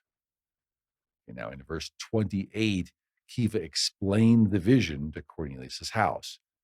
And he said to them, "You know how it is unlawful, according to Jewish halakha, to keep company with or go to someone who belongs to another nation, meaning a different faith or a different belief set. And that's biblical. You might have to work with someone, but you don't want to spend extra time around them. You definitely want to protect your family, especially your children." But Kepha says, "But Elohim has shown me that I should not call any man common or clean, because now our job is to fish for men and to slay them in the spirit." Okay, but notice Kepha doesn't say anything about clean foods in Leviticus 11, because Leviticus 11 pertains to food animals in the natural rather than to unclean people in the spiritual. Okay, so food animals in the natural on the one hand, people in the spiritual on the other. A lot of questions here. Is it kosher in the natural, or is it treif in the natural? People are always treif in the natural, meaning we're always unclean regarding food, because we're not a food animal, you know. But because the context is a vision, what we're talking about is the spiritual realm. So now, if you can follow this, maybe we have hands and feet in the natural, but hopefully in the spiritual, we're developing. I'm not trying to do that evil hand sign. Hopefully, we're developing little sheepy cloven hooves in the spiritual. If you know what I'm saying. Okay, so even if we don't have little sheepy cloven hooves in the spiritual yet, understand this. Our forerunner Kepha was told to slay the lost Gentile Ephraimites in the spirit with the word of truth. So, having been slain in the spirit with the word of truth, perhaps a remnant of lost Gentile Ephraim would return one day by hearing Yeshua's voice and being careful to do everything that he and his father ever said. And this is because hopefully this remnant, this 10% of returning Ephraimites, they will have a deepening relationship with the vine, meaning Yeshua HaMashiach, meaning Mashiach Nagid. So that's what we're supposed to do, is because of our love for Yeshua, we're supposed to learn to obey Yeshua. And this basically is his bozo filter.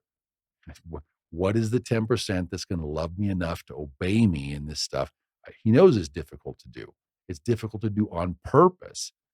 That's to see who cares enough about him to actually do it. Okay, well, that's the idea. That's the theory. That's what we need to do. But what happens for many of us is that though we come in through some manifestation of the church, some manifestation of Torahless, Esavite, red horse Roman doctrine, okay, where the bride doesn't need to obey her own wedding covenant because it's all about her. I mean, Esav teaches the princess process. Okay, there's no slave princess candidate phase. Okay, we're not war bridal candidates. It's not based upon what we do. It's just based upon what we think, what we hope, our emotions. Okay, so Esav says you don't have to obey the bridal covenant in order to be the bride. Now, what sense does that make? Esav says you're called. That's how you know you've already been chosen. Wink, wink, wink. Okay, or is that oink, oink, oink? Okay, is that the same thing, being called and being chosen? Is that the same thing, knowing what book to read and actually applying it to yourself and doing what it says? Okay, this is the thing about Esav. He's always relaxing standards. He's always doing away with Elohim's standards. He's always coming up with a replacement or an easier substitute for Elohim's commandments and Elohim's standards. Okay, so Esav never did value discipline. Okay, he never. We'll talk about Esav some other time, but he never really did value his birthright. Okay, now the birthright in the firstborn is the right of the kingship. But Esav didn't want the kingship. He didn't want the birthright, probably because kingship is hard work. It takes hard work to be king. It is dangerous. Esav didn't really care about his responsibilities to the rest of the world. You need a responsible king. Well, red horse Esav would rather slack around and go hunting, go camping, go fishing, rather than knuckle down and roll up his sleeves and study and do the hard work that it takes to set the world right, to fix up the world, to make tikkun ha'olam. And that's why we do not seek to replace the tribe of Judah in Nazarene Israel, but rather we're seeking to graft into the tribe of Judah as the two sticks become one, as prophesied in the Tanakh in Ezekiel chapter 37 and verse 16. Okay, but to bring the two sticks together, like we said before, first we have to have two sticks. If we don't have two sticks, we can't bring them together.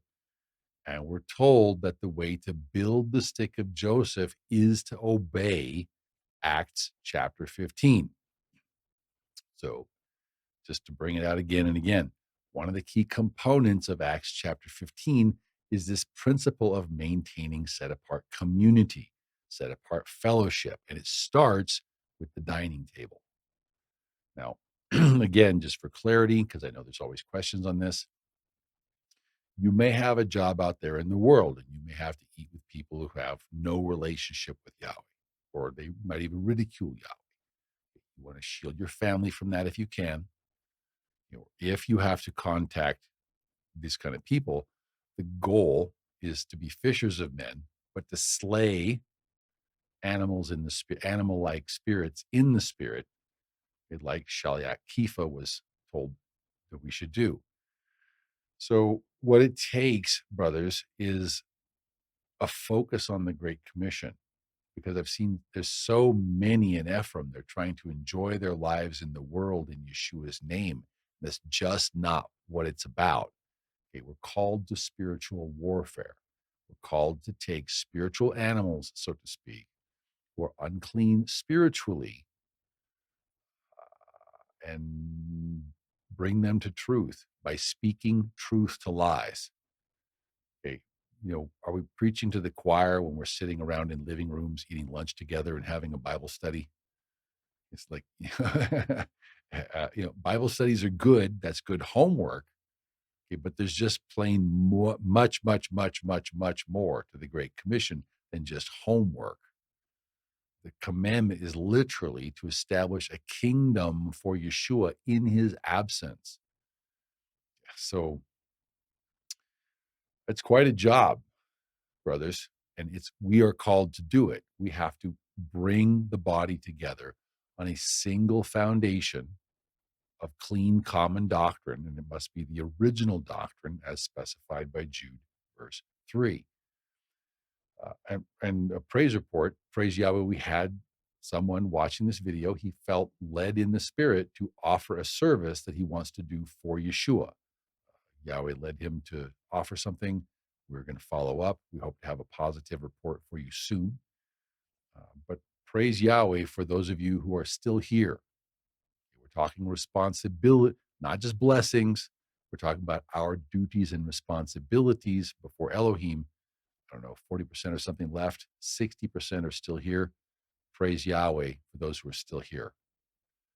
Praise Yahweh for those of you who recognize that there is a call and there is a job to do and who want to do what they can to help. So, just like when the first tabernacle was being built, the people were eager to build a house for their Elohim so that he might dwell among them. So, we have an opportunity to stand the Tabernacle of David back up, like our forerunners were attempting to do before everything went off course into the great falling away. So we need to do that.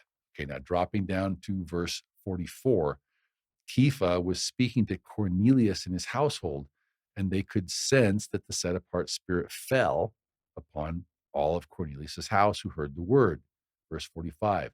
And those of the circumcision who believed, okay, now that term, we're talking about one house Messianic Jews.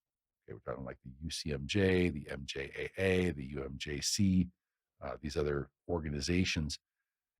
They were astonished, as many as had come with Kepha, because the gift of the set apart spirit had been poured out on the returning Gentile Ephraimites as well. Now, and we'll have to unpack the Messianic Jewish version of this, the tribal and racial pride version. We'll have to unpack that somewhere else. But this is a continuing issue, brothers, that's been going on ever since Judah and Levi first sold Joseph into slavery in Parasha Vayeshev. And even before Parasha Vayeshev, and I'm not saying it has to be this way. Okay, the acts of the fathers are an omen. They're a portent. It doesn't mean that we have to succumb to that. But there is in Scripture, there's an older on the younger theme. There's this evil that's been going on ever since Esav hated our mutual forefather Jacob. And really, in truth, if we take it all the way back to Genesis, ever since Cain and Hevel. You know, historically, the older has always abused and tried to dominate the younger ever since that time. So, but what happens for those of us who belong to the house of Ephraim, what happens is the younger brother quite often suffers in the natural, but as a result of the suffering has to turn to Elohim more, and therefore he gains more in the spiritual as a result of his afflictions. Now, I'm not justifying it. Levi and Judah are getting ready to have another go at us over the next 30 or 40 or 50 years and less. But our hope is that the house of Joseph will be steadfast in organizing ourselves, like Yeshua says, and in thus doing, we will differentiate ourselves from the house of Esav. And not only that, it's also going to be a big witness to Judah that the prophecies in the Tanakh are true. They're not fables, they're not myths, they're not legends. They're the prophecies of Yahweh. They need to be read, they need to be understood, and they need to be complied with, or there'll be a tremendous cost to pay. Coming back to verse 45, the thing about receiving the gift of the set apart spirit is that we have to learn to put her first. We have to invite her in, and we have to let her lead us in absolutely everything. It's like the old saying is, if Yahweh is your co-pilot, switch seats. Okay, we have to give her the steering wheel and the keys. If we don't give her the steering wheel and the keys, that's what's called quenching the spirit.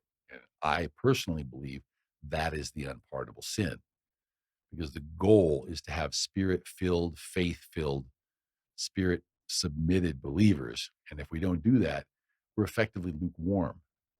And he's not going to have that. So, and again, people, it's like, trying to help people make the connections. The reason we have to do this is because that was the condition before the fall. And this is the condition we have to get back to again, is a condition where we're completely submitted to the Spirit. And that's what it takes to get the kind of a world where we're all going to take care of each other in an ordered family way, regardless of race, regardless of genetics. Okay, so if it's not race that unites us, it's got to be the Spirit. Okay, and we have to do it this way so that together we can take care of each other, so that we can then order ourselves and listen to him and take care of his planet, because that's what he's always wanted. This whole thing is one giant exercise in fixing up what we messed up in the garden. Okay, so this is the problem. What Esav teaches that you can believe on Yeshua without having a radical life change in his favor, without beginning to seek to do his commandments. He says, if you love me, keep my commandments. We say it, but we do it. So if you allegedly believe on him, but it doesn't radically change and transform and alter your life so that you're doing all you can to help build him a kingdom out of love, then what does he want that for? I mean, why does he want that? So, and these other ministers offering strange fire. Okay, they're teaching something, maybe they're doing some good, but they're not helping to unify his body. Strange fire, trying to steady the ark, trying to do good, but not following Elohim's rules. It's something to pray deeply about, because you're not helping to unify the body on a single foundation of the original doctrine. And then the reality is, what you're really doing is you're dividing his flock and you're muddying the waters of doctrine with your feet. And you might think you're doing good.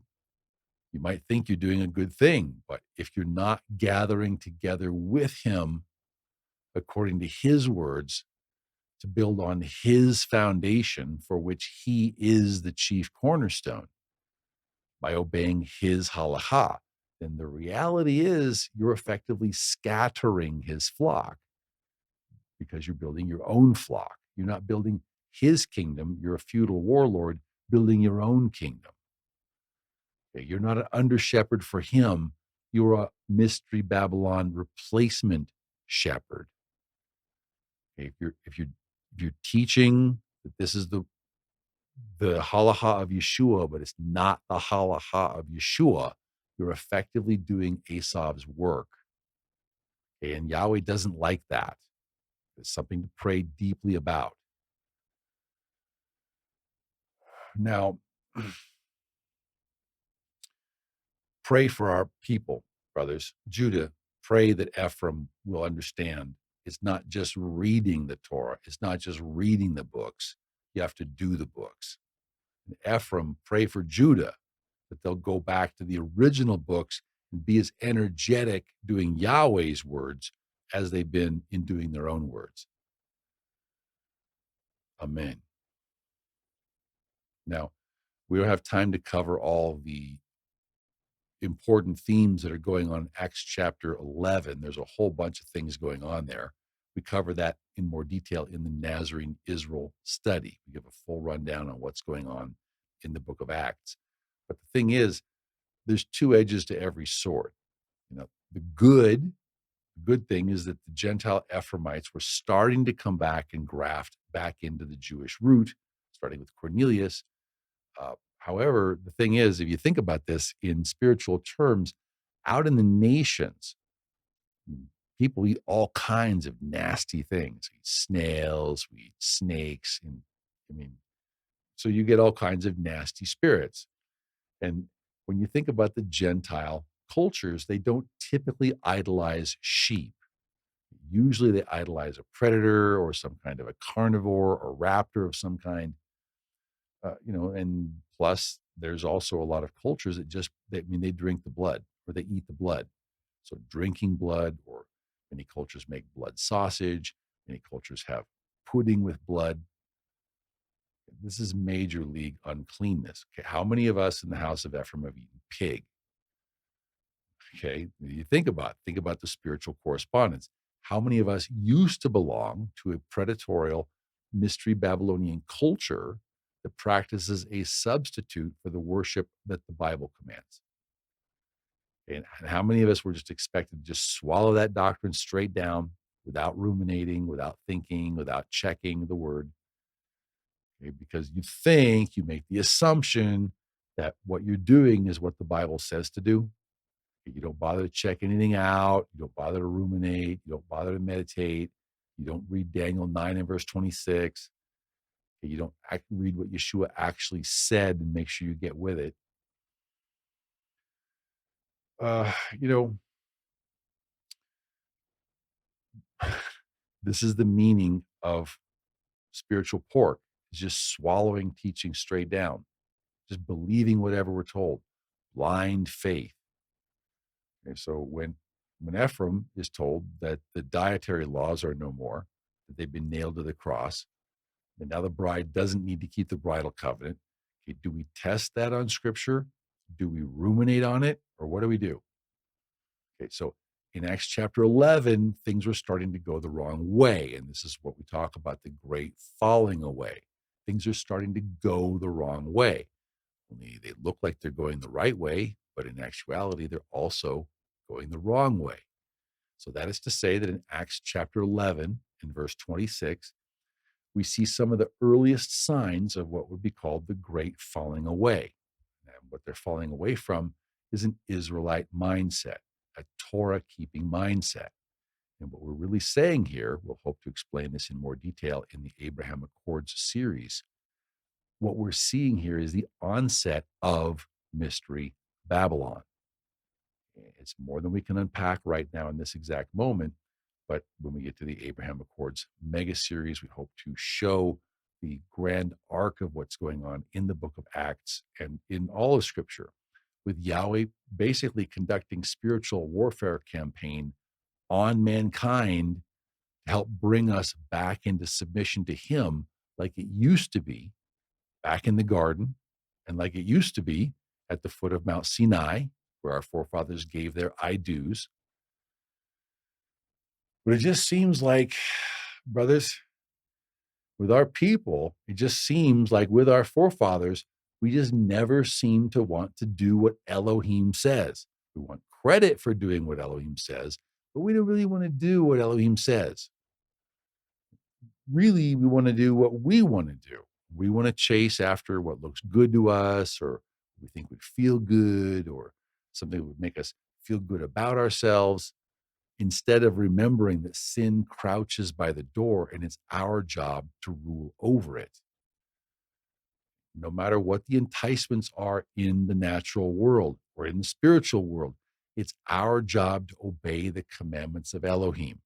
That's why our forefathers said, I do. You need to obey Elohim's commandments rather than make up some other kind of worship that pretends to be what Elohim says to do, but isn't really. Do people understand that? Do people understand the importance and the weight of that? Okay, that's Esav's house. Esav is always relaxing standards. Esav is always saying, sin doesn't matter that much. You know, Yahweh has a specific culture. Yahweh has a specific land. Yahweh has things that he wants. Esav, anything goes. Okay, but we have to come out of Esav's house. We have to come out of his belief set. We have to come back to the original faith. Okay, but now here in chapter 11 and verse 26, things are going the other way. You know, what you have, it looks good because the faith is now expanding, is going out into the nations. That's what you wanted. You have to go reach the rest of fallen mankind in order to bring them into the Tabernacle of David. But you have to do so without losing and sacrificing your standards. And this is the problem. Okay, because now you have Gentile Ephraimites converting to the worship in Antioch. Some of them are Jewish, I'm sure, in the synagogue environment, but Jews and Ephraimites, they're starting to use Greek terms. Now, the reason why is because they typically used the Greek Septuagint in the synagogues out in the dispersion. And they spoke Greek in the dispersion, so they would use the Greek Septuagint in the synagogues. And that's one reason why the renewed covenant quotes from the Septuagint, is because part of the first purpose was to go out into the nations, to bring back the lost Ephraimites. So this is just like in the United States, you have Jews speaking English in America, or they speak Russian in Russia, or German in Germany. Okay, so, but in these other languages. So you have people who incorrectly call Yeshua HaMashiach by the name Jesus Christ, because the worship effectively jumped cultures. It jumped the language divide, it jumped the culture divide. And this is where it happened, is first happened is right here in Antioch. Now, we give some more detail on this in the Nazarene Israel study. But what happened is this shift from a Hebrew culture to a non-Hebrew culture, from a Hebrew language to a non-Hebraic, non-Semitic language. This brought in all sorts of confusion. And of course, that's the main currency for Mystery Babylon. Mystery Babylon thrives on confusion because the word Babylon, means confusion. And they wield it like a weapon. They weaponize their confusion. They divide and conquer by confusion. So those among us who are causing confusion, they're doing Babylon's work. Okay, so if you want to know the whole panorama on that, please check out the Nazarene Israel study, and we'll cover it also in the Abraham Accords series. Okay, but if we're going to talk about food, we should talk briefly about 2 more chapters because we always get questions. We'll try to cover it briefly because we're running low on time. Well, let's turn first to Romans chapter 14, which is actually talking about fasting. And it's talking about abstaining from certain foods on the traditional man-made fast days that were observed by tradition in the Second Temple era. Romans chapter 14 and verse 1 tells us to receive one who is weak in the faith, but not to disputes over doubtful things. And now, we already know we're discussing something doubtful because it says right there, okay, this cannot refer to the written Torah of Moshe, because the written Torah of Moshe is not, there's nothing doubtful about it. It's a law code that comes from Elohim. So the only thing doubtful about a law code that comes from Elohim is if Levi and Ephraim and Judah are going to save their lives by obeying his law code or not. Verse 2, Shaul says, for one believes he may eat all things on the traditional weekly days of fasting that were observed during the Second Temple era. And here's where things start to go wrong in the Gentile mind. And what it's from is that we tend to believe that the renewed covenant was written in a vacuum. We don't think about what was going on from the point of view of being a Second Temple period Jew. We're oblivious to the history, and we don't think that it makes a difference, or we'd find out. So, and Esav teaches the wrong thing, and it's easier to believe Esav's way than to do the research. So what happens for Gentile Christians is that if we understand it's about fasting, we read about fasting, we make the mistake of thinking Shaul, oh no, he's not talking about traditional fast days. He's talking about Yom Kippur, or the Day of Atonement. Okay, so we get the idea from Esav that Paul's trashing the Torah here. But that's not what it is. And one of the reasons we know that's wrong is because there were also traditional days of fasting in the Second Temple era, just like there are traditional Orthodox Jewish days of fasting right now. And that's a huge, fascinating study we don't have time to unpack here. If you want to research that, you can check the Jewish Virtual Library page and just type in Jewish holidays, fasting, and feast days, or fasting Second Temple era, and it will pull up all the details from the Orthodox Jewish perspective. Very interesting study.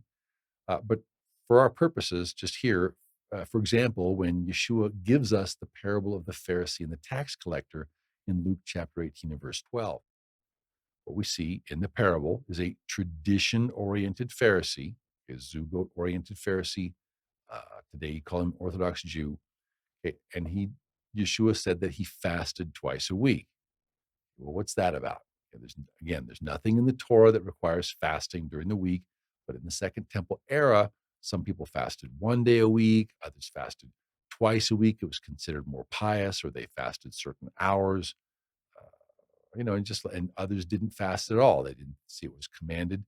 So the way I read this, what I see Shaul trying to say here is that the written Torah of Moshe doesn't say anything about this. Okay, it's voluntary. You can fast additional days. Okay, well, I've done it. Many people have done it. I've done Yom Kippur fast for 3 days, but that's optional. Okay, if that becomes a fashion or a mode or something, and you just feel in your heart you should have a 3-day Yom Kippur or whatever.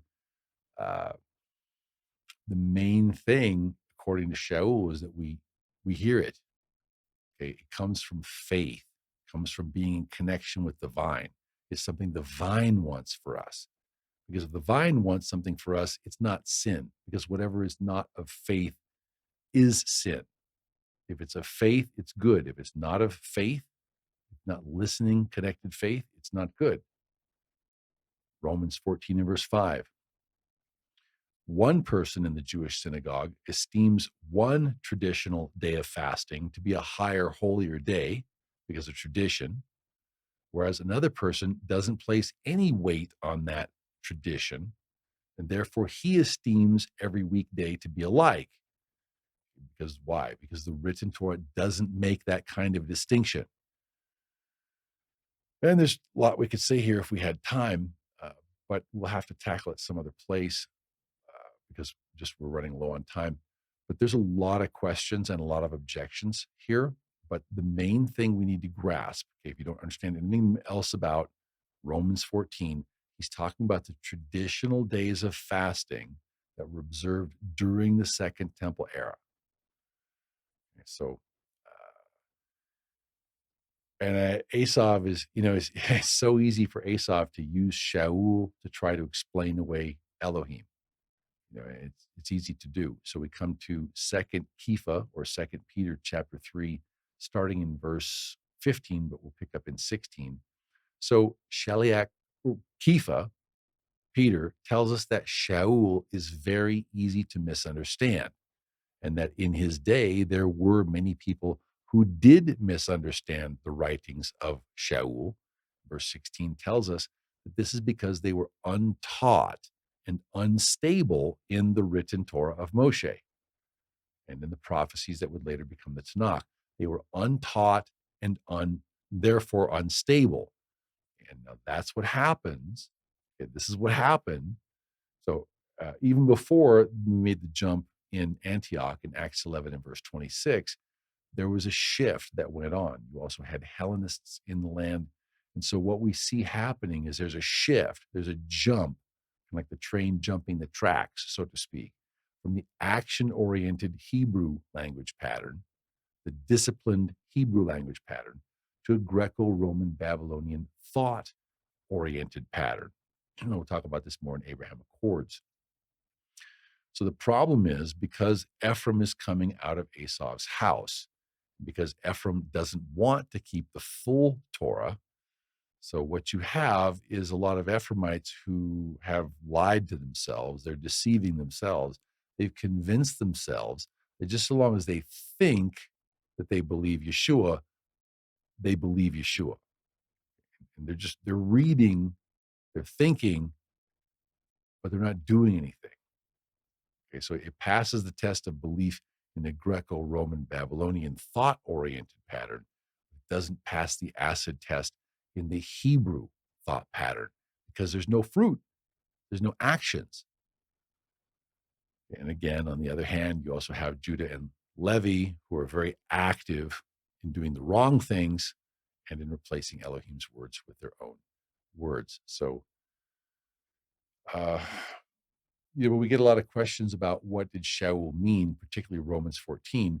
And we believe that what it really is that Shaul had the very difficult job of trying to spell things out to those Ephraimites who were lost in the Greco-Roman Babylonian world and its thought patterns.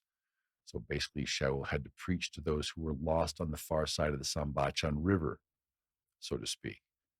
And we have a study in Nazarene Scripture Studies, Volume 2, called About Shaul's Ministry. And in that study, we talk about the many different reasons why people misunderstand Shaul. But again, it just everything boils back to the time that we spend in Esav's house in Rome. Typically, it boils back to someone has taught uh, an Ephraimite the red horse Esavite doctrine, which tells us we can do what we want, We don't have to discipline ourselves. We don't have to obey the marital covenant, but we're still disciples. And then if we come to 1 Corinthians chapter 8 and verse 1 and compare it to Romans 14, we can see some very similar language here, where Shaul is talking about the need to abstain from food that's offered to idols. So it's gives a really good insight into his mindset, because the language here between this passage and Romans 14 is almost parallel. So what he's saying, again, he's contrasting, but on the one hand, it's effectively, you could argue that it's nothing really to eat food that's been offered to idols. Because why? Idols are false gods. And yes, they may be gods. And yes, they may exist, but they were created.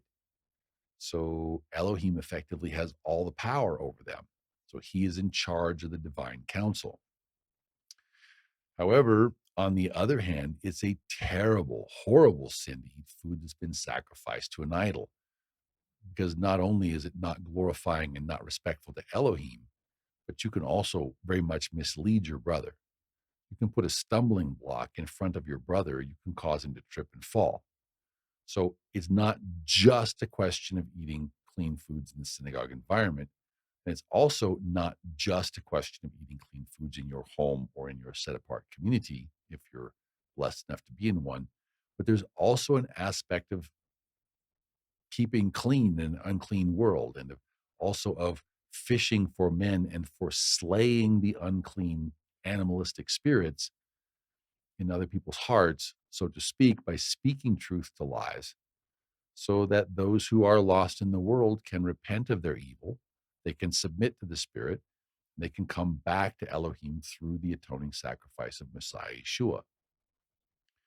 But brothers, we need prayer. So I ask you please to pray with me that when our brothers turn back, Elohim is going to provide us with the resources to raise up tabernacle locations. So, for example, all the other horses, they have places to meet. Judah has synagogues, Esav has churches, pink horse Protestants have churches, Ishmael has mosques. Where is our tabernacle? Where is our public witness? So when Judah wakes up from the Talmud, or when a lost Ephraimite wakes up in the house of Esav, and they need to leave the one building and come to the other one, they need to have some place to come. You know, we pray that Orthodox Judah will stop cursing their brothers and sisters in Joseph. But we know from prophecy, Orthodox Judah is presently busy building a Talmudic temple, a third temple, and they also have plans to establish a global Talmudic government. They plan to do this in their own power and strength. They will build it and they will be successful, but because it's not of Elohim, but of them, it will fall. Maybe we don't know the timelines exactly. We only know sequences, but it will fall maybe 30 years later, give or take. And all the while Ephraim could be setting up the Tabernacle of David, Ephraim's busy spending his minas on himself. Okay, so brothers, what we need to be doing, okay, our job today for us in the house of Ephraim, we need to be, and for those Jews who sojourn with us, we need to be reestablishing the Tabernacle of David, like it says in Acts chapter 15, starting in verse 16. He's quoting from Amos 9. He says, "After this I will return, and I will rebuild the Tabernacle of David, which has fallen down." Hint, hint, that's us. "I will rebuild its ruins, and I will set it up with his hands and his feet, so that the rest of mankind may seek Yahweh, even all the Gentile Ephraimites who are called by my name," says Yahweh, who does all these things. And brothers, people ask us all the time where they can come to assemble with us. And it hurts so much to have to say that there just isn't a place right now. There isn't a physical location for the Tabernacle of David. Why? Is because the Proverbs 31 bridal candidates aren't thinking about what their future husband wants. And it hurts to admit that most of the spiritual elders in the house of Ephraim and with those Jews who sojourn with us, they haven't yet decided to get involved and to do things Yeshua's way. They've got other priorities in life than entering into relationship with Yeshua and doing things his way. Okay, well, redemption is a process. Tikkun takes generations, but we have to do things his way because that's the protocol that builds his kingdom. You can't build his kingdom by not keeping his ways. That's not logical. It does not compute. So when we talk about the Feast of Unleavened Bread, what we're going to see is what we're really talking about is the Feast of Unleavened Doctrine. It's a feast. It's a time for focusing on Elohim's doctrine, not our own doctrine. And Ephraim, it's a time for doing Yahweh's doctrine. So in the meantime, for this parasha, what we need to take away is that there are spiritual values to the foods that we eat. There are spiritual values to the drink offerings. We talk about this in other places. And what we need to remember, especially in the house of Ephraim, is what Yeshua said in Matthew chapter 15 and verse 24. Yeshua didn't say he came for the lost pigs or for the lost goats of the northern house of Israel, or Ephraim. Rather, he said he came for the lost sheep who obey the example of their shepherd and who hear his voice and obey it. And they do what Matthew chapter 5 and verse 17 says. They believe the full written Torah of Moshe and all of the prophecies. And in verse 20, that is how we have to have righteousness that is better than the righteousness of the Pharisees or the Orthodox who are keeping their own commandments instead of the commandments of Elohim. And that is how we have to build the stick. We can't go home until we build that stick. So, brothers, I ask you please to pray with me. Ephraim will wake up to his responsibilities, and Judah will go back to the Tanakh. So together we can please Elohim and come together as one stick. Someday, in his way, in his time, and in his spirit. Shabbat Shalom.